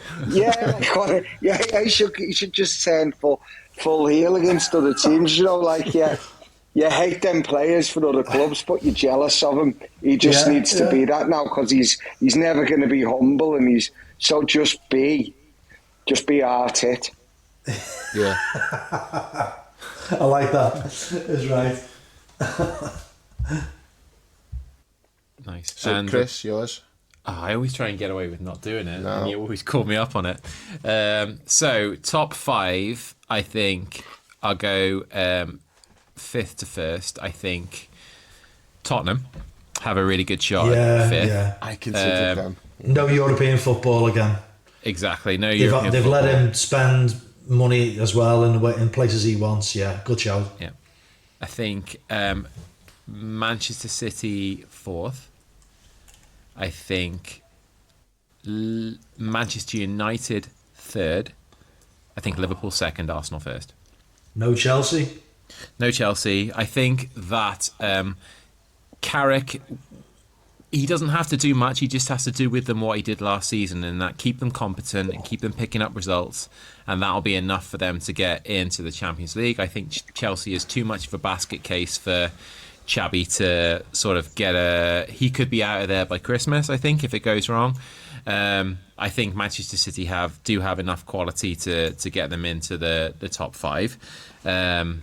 I agree with you in that we could finish anywhere in those positions, or maybe even lower, but I do think having us sort of I think we will have enough to comfortably qualify for the Champions League. Bottom 3, I agree that Coventry may stay up, and if it is them, it will be at the expense of outside shot Newcastle.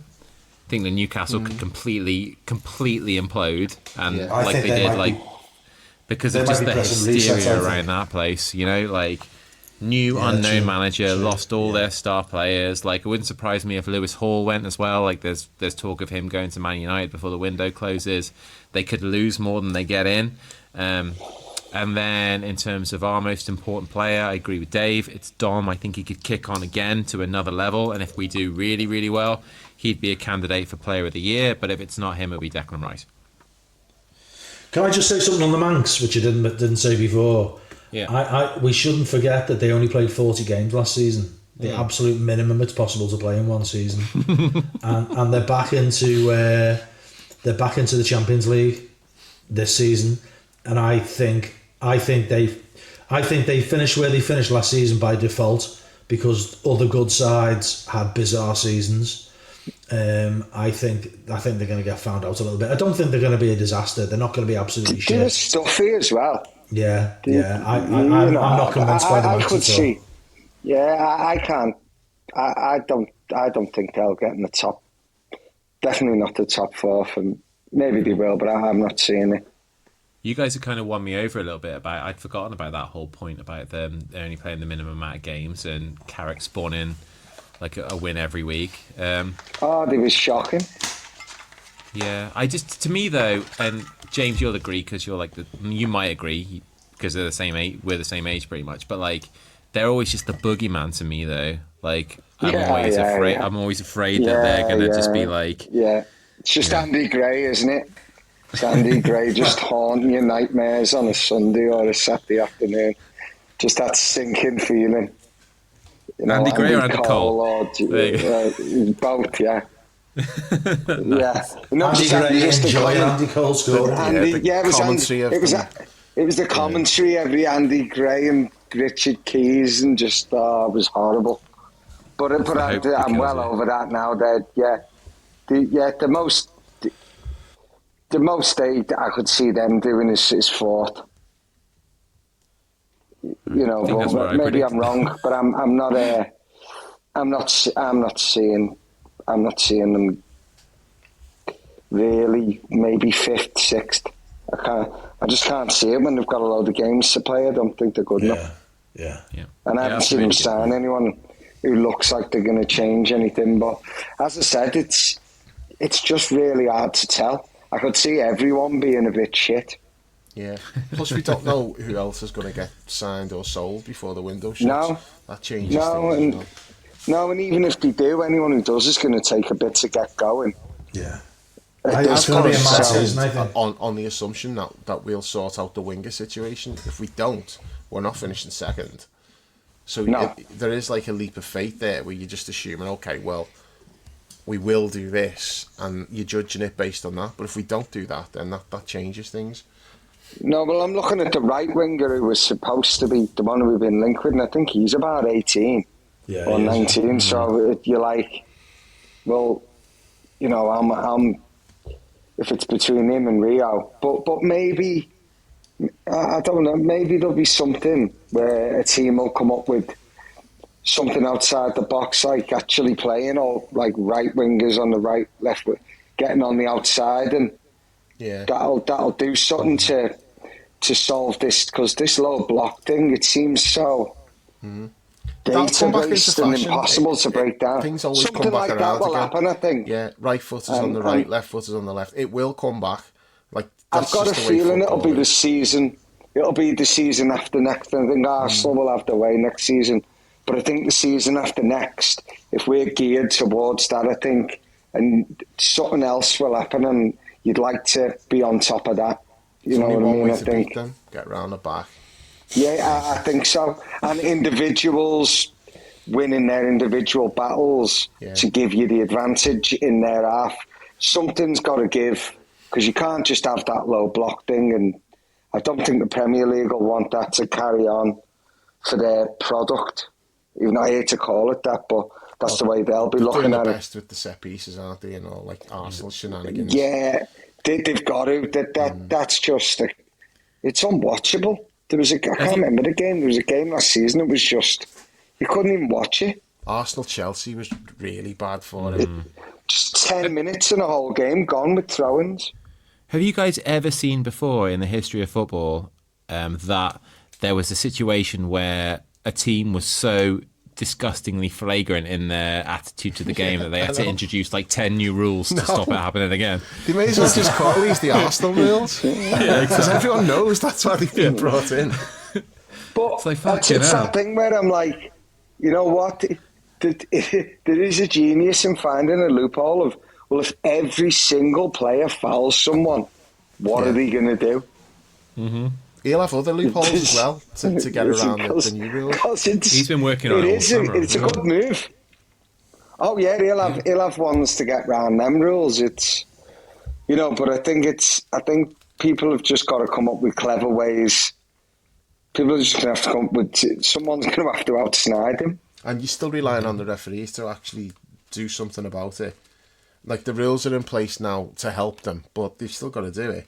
And it's a big call. Like, you know, you could give a penalty against them on every set piece, and on their set pieces, you could give a free kick on every single one, because there is always a foul. But you can't do it. If you're a referee, you can't just keep giving fouls all the time. And that's how they've done what they've done, is because they think you're not going to give penalty in a high profile game like that. So they get away with it. Yeah, and also, I mean, how many penalties can you give in a game? They had no penalties conceded last season and no red cards. Yeah, they're that far that it's sort of like they negate the rules. Mm-hmm. Yeah. Let's do one more little prediction then. Paul, you've already answered this one, but Dave, do you think we'll win a trophy quickly, and which one do you think it'll be? Oh, no. Reason being, I don't think we'll take the domestic cups that seriously, and I don't think we should, because I don't think we've got the squad for it. Yeah. Now, maybe we get back to the way things were under Klopp, where he plays young lads in the early rounds, and you know, they do a good job for us, and then you get to the latter stages and you can go with the first team. That'll take a couple of years though, won't it? Yeah, I don't know if we're at that stage yet. So I'm saying we won't win a trophy because I don't think we'll win the league. I don't think we'll win the Champions League, but I think we could really make some noise in the Champions League. Do you? Yeah, I think we could. Why do you say that, mate? Because he's never managed in Europe before. I know, That's but I just think the we style, could. you mean? Yeah, I think the intensity. style, and I think the Premier League's so much stronger than other leagues. So, warts and all, we're not a perfect product by any means, this team, but I do think we should have too much for most of the teams in Europe. If we get a good draw, like Arsenal did last year, then there's no reason why we couldn't make the final either, because they beat nobody on the way to the final, even though they won the fucking group stage. The teams that Arsenal beat, if we got those teams next year, if we had the same fixture list that Arsenal had, we could go a long way. Now, we might get unlucky and get like PSG or something, first knockout. Third year in a row. Yeah. Nice. but if with like a reasonable draw, I could see us making a lot of noise in the Champions League, but coming up just short. But I'm not bothered. I'm not looking at this season as like, if we don't win a trophy, it's a failure. No, I want to see progress. I want to see the style of play that we want to see. I want to be excited. I want to look forward to it. I want to have that buzz, and to feel like we're on a journey. Because that's part of that's the enjoyment. It's the journey is just as much of like if I think back on the Klopp era, my favourite times are not necessarily when we won stuff. Like, my favourite season under Klopp might well be Mo's 44-goal season.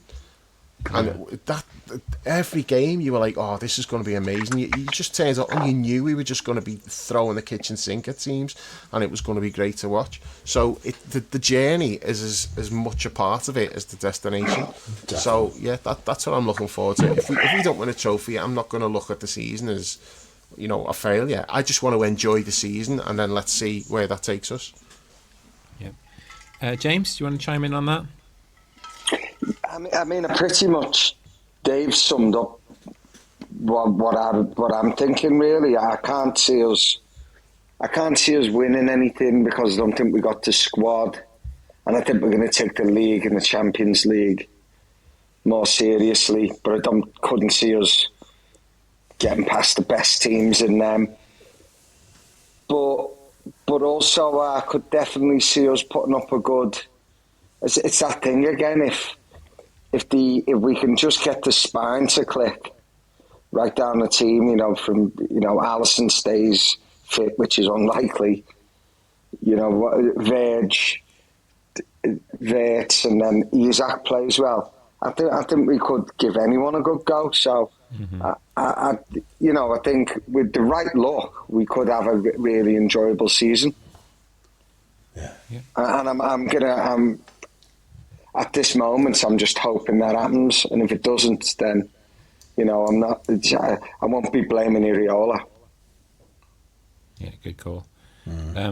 Paul, just the league or just the league? No, yeah, just the league. I think Dave covered it on the domestics. I could see, I do see a lot of, it's very, very early days, but there's hints of Klopp about this guy, not in the personality, but in terms of what, the way he works, where he develops, he likes young players, and, he very, very front-footed and aggressive, intense football. And I could see a couple of years down the line, you've got to see what he's done at Bournemouth when he's lost players and brought others in.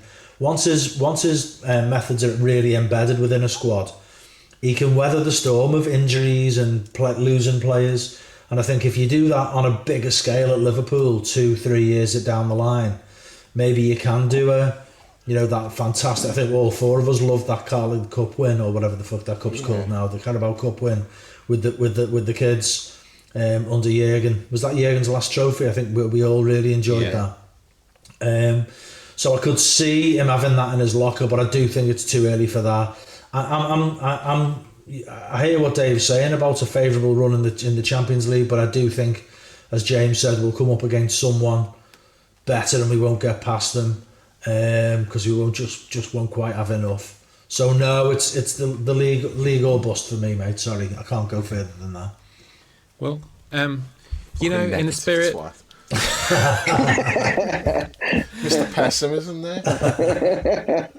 in the spirit of giving a plug to John and Dan, who've just recorded the last part and posted the last part of their Gerard Houllier trilogy, which is brilliant, by the way, well worth a listen. I was really fortunate to be able to join them for the middle part to kind of chronicle my favourite season of following Liverpool. But if you haven't listened to that already, please do. They do a fantastic job, and John's sort of like incredible memory on those things will sort of blow your mind in terms of he can pretty much name the minute that a goal was scored against us by some player you and I haven't thought of for 25, 30 years. Well, 25 years. But like, yeah, it was really important that season when an outgoing manager squeaked us into the European Cup.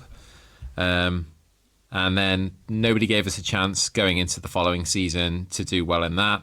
That guy was a Spanish manager as well. So, you know, never say never in that regard. And hopefully history can repeat itself there and we can have more great memories to cherish. But I'd probably say, apart from us finishing third in the league, a couple of decent cup runs and winning the European Cup, I'm not prepared to go any further than that. Sorry. Okay. I mean, we've been quite upbeat until now. One of us predicting the league, another one predicting the European Cup. Do you want to cover the ownership thing a bit, or do you think we should leave that for another time, Dave? I haven't really got anything to say about it other than it's shit, but it's inevitable. It's just the way things are now. It's like football's just jumped the shark, hasn't it? Yeah. There's no good billionaires. Like no.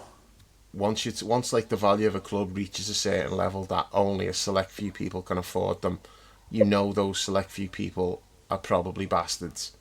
So I mean that's where we are. I don't think there's anything we can do as fans. It's not like we can stop it. It's just a really sad state of affairs. I mean, the piece that you wrote, Chris, was really good. It was great. Yeah, brilliant. Loved that. So yeah, people should check that out. But, Always Liverpool on Substack. That says everything, doesn't it? Yeah. Yeah, all I want to say is that Chris covered it in detail. Get onto Substack. Chris put that one up for free. Give it a read. It's fucking really good. Always Liverpool on Substack. Very, very comprehensive summary of the facts and also how we feel as Reds who've been at this a long time.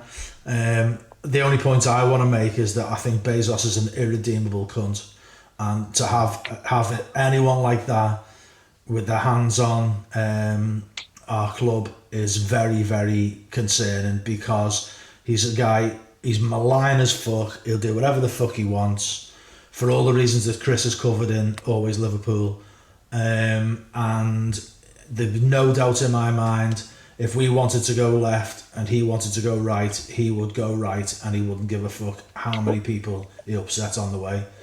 So, but read Chris's summary on Always Liverpool, everybody, because it's really comprehensive, really well written, and it's not just factual about the whole thing. It's really about how lots of us feel as Reds. It's brilliant. Give it a go.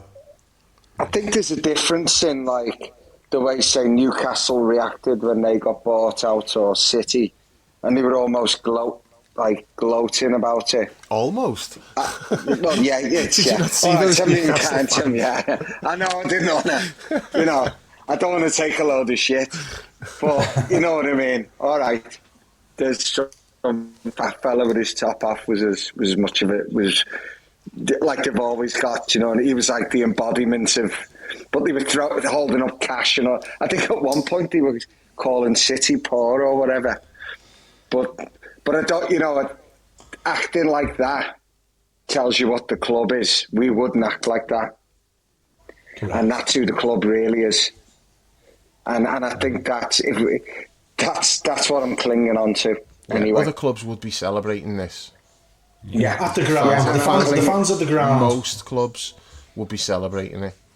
Yeah, and I think there's a lot of knobs who support us who I've seen. But I don't reckon they go to the game. No. And I'm not even one of them. You have to go to games. Some people from other countries who totally understand what the club's about. But I think, anyone who knows. And I can't see us reacting how those other clubs have reacted that I find a bit shameful. Good point, mate. Good point.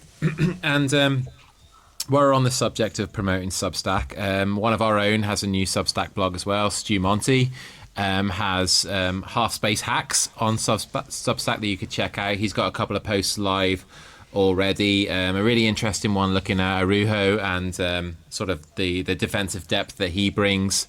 He's got some positivity there as well. He's got his intro post on there as well. So please do check that out as well. We really do appreciate the support of all the side projects that we have here on the pod, especially my own, alwaysliverpool.com on Substack. Thank you guys very much for promoting that as well. James, thanks so much for coming on the pod with us, mate. It's been a while coming. I know you've had a busy time. You've had a busy summer yourself. New album, busy in the studio, and I know you got a homecoming gig coming up in Liverpool at the moment. So, tell us where we can see you play, where we can find your new album, and all that kind of good stuff. Yeah, I'm playing the Academy Liverpool on Halloween. Hopefully, you boys are coming.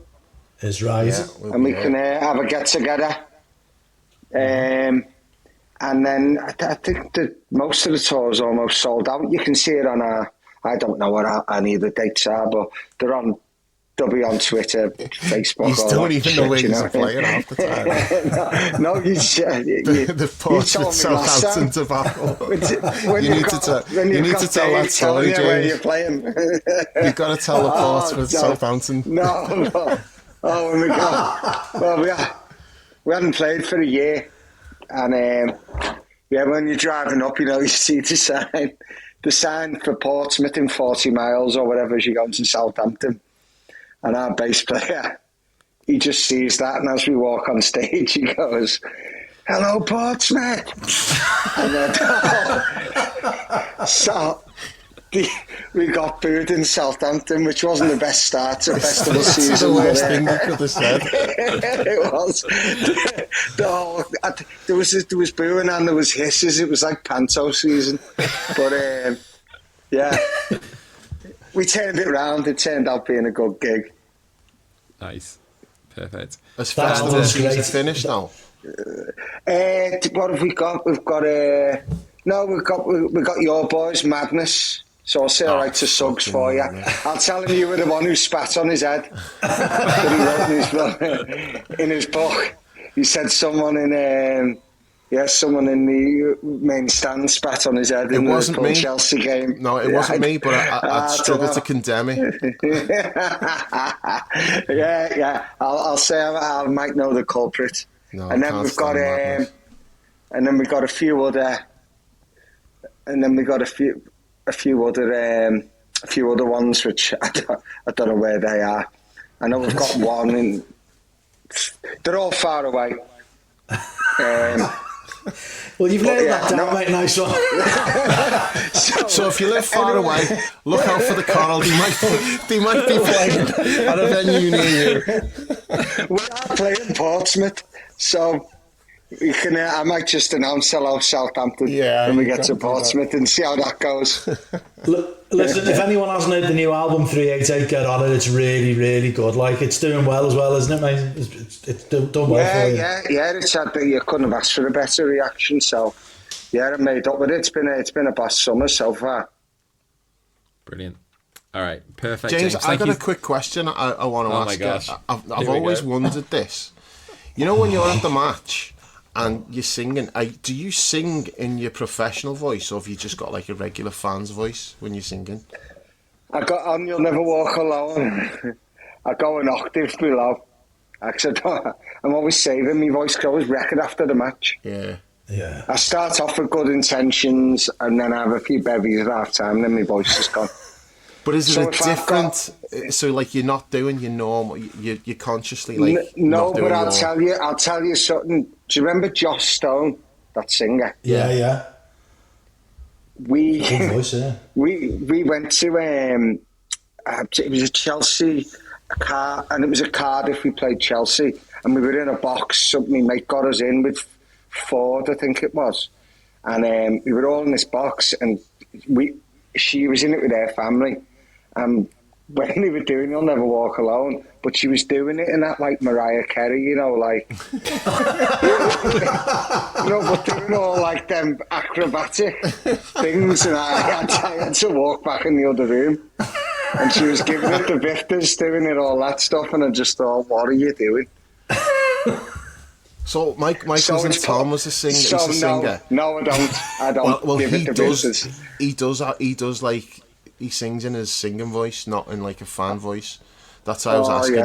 Because I remember being at Bradford with him. No, I don't do that. So Tom do that, does he? Yeah. I know the story. Fucking so good. Our Tom, like the intro music for the pod was Tom's band. Like that's one of their songs. But I was at Bradford with him, and it was in the Julia days.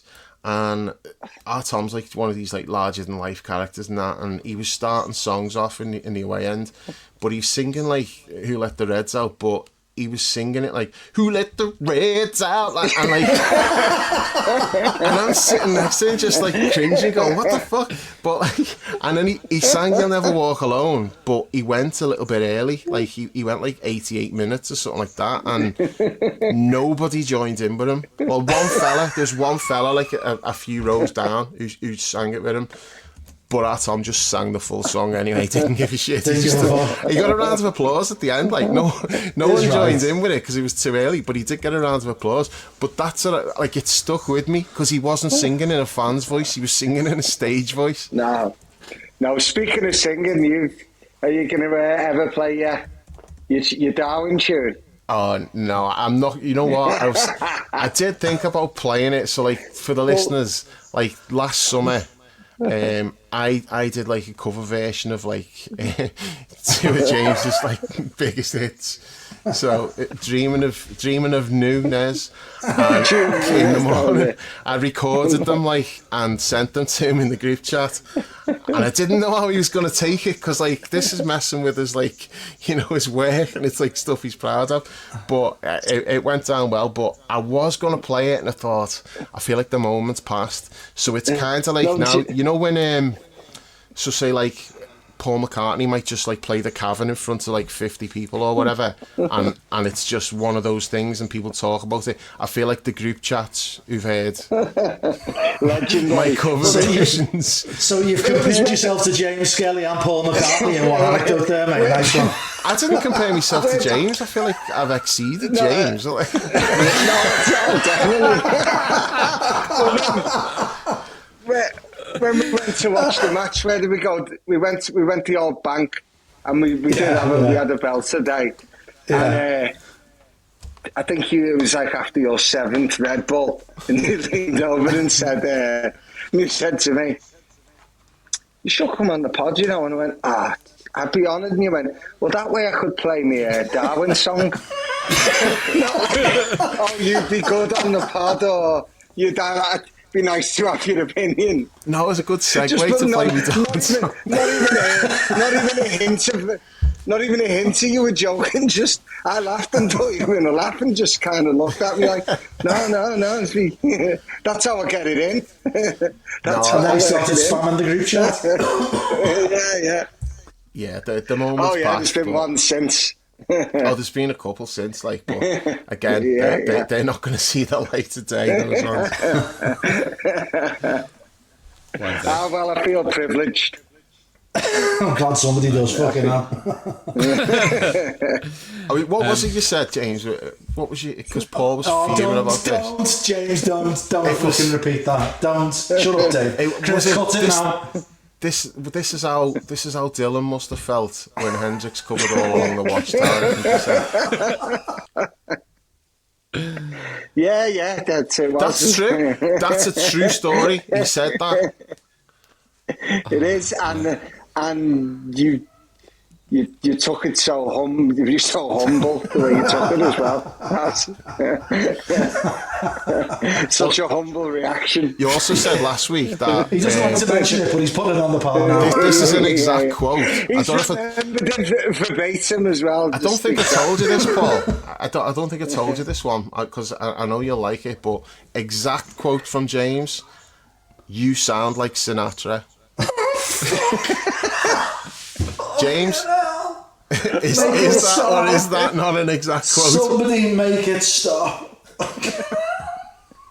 I can't remember any of the context to this. There was context to it. It was preceded by... Was the context, tell me the most ridiculous thing you can think of in the moment right now? It was preceded by... His voice is so bad, he makes you sound like Sinatra, but he still said you sound like Sinatra. Thank fuck for that. Thank fuck for that. The truth is out.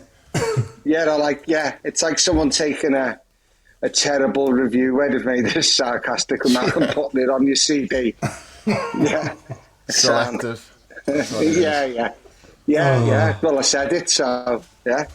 You get to own it. That's on you now, James, to be fair. Like, if you say whatever the context you tell him in, he's going to take it in how he wants. It doesn't matter, does it? Yeah. Nope. I think that's a nice place to wrap it up, really. James, next time we'll have you on, we'll talk about, like, some of the... You and I did an interview, 6 months or a year ago for Blood Red, the Echo's Liverpool magazine, and you told me some of the great stories about like traveling with the Reds and playing and stuff and getting to Istanbul and Athens and the Champions League nights you did with Aldo and Molby and John Barnes and that kind of stuff. So, well, next time we have you on, we'll get into some of that stuff because it's really funny stuff and really cool, unique stories as well. But thanks a million for joining us. Nice Paul, one, Dave. Rats. Thanks for having me. Brilliant. Of course. Pleasure, mate. And I'm looking forward to seeing all you guys at the match in like 10 days from now. Yeah, 9 days from now. So I think we're all really looking forward to getting back to Anfield for the first time in a good while. It wasn't that fun last season for a myriad of reasons, but I think a lot of the optimism is back, a lot of the enthusiasm is back, the intrigue is there. So can't wait for Sunday.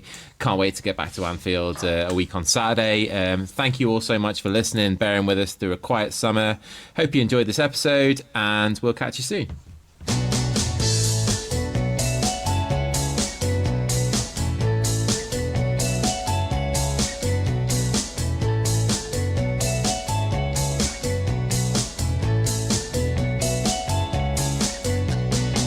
First game at Anfield, he got himself sent off. The next home game, he told Tyndall to fuck off. Darwin Núñez. Newcastle, Forest and Brentford away. The Reds in trouble, but who saved the day? Darwin Núñez. He wears number 9, he's from Uruguay. He's a peacock, you've gotta let him fly.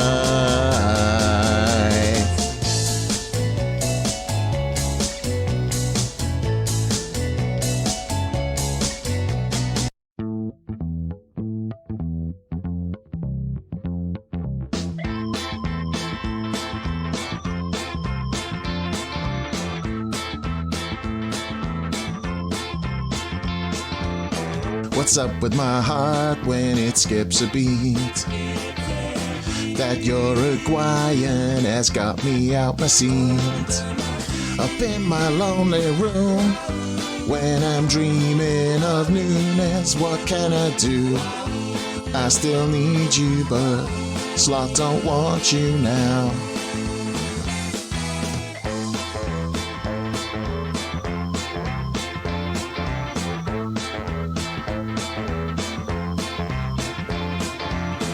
Makes half a yard and he hits a shot. Flies past the keeper, the cop loses the plot. But Slot won't start him, I don't know why. He's a peacock, you've got to let him fly. Up in my lonely room, when I'm dreaming of Núñez, what can I do? I still need you, but Slot don't want you now.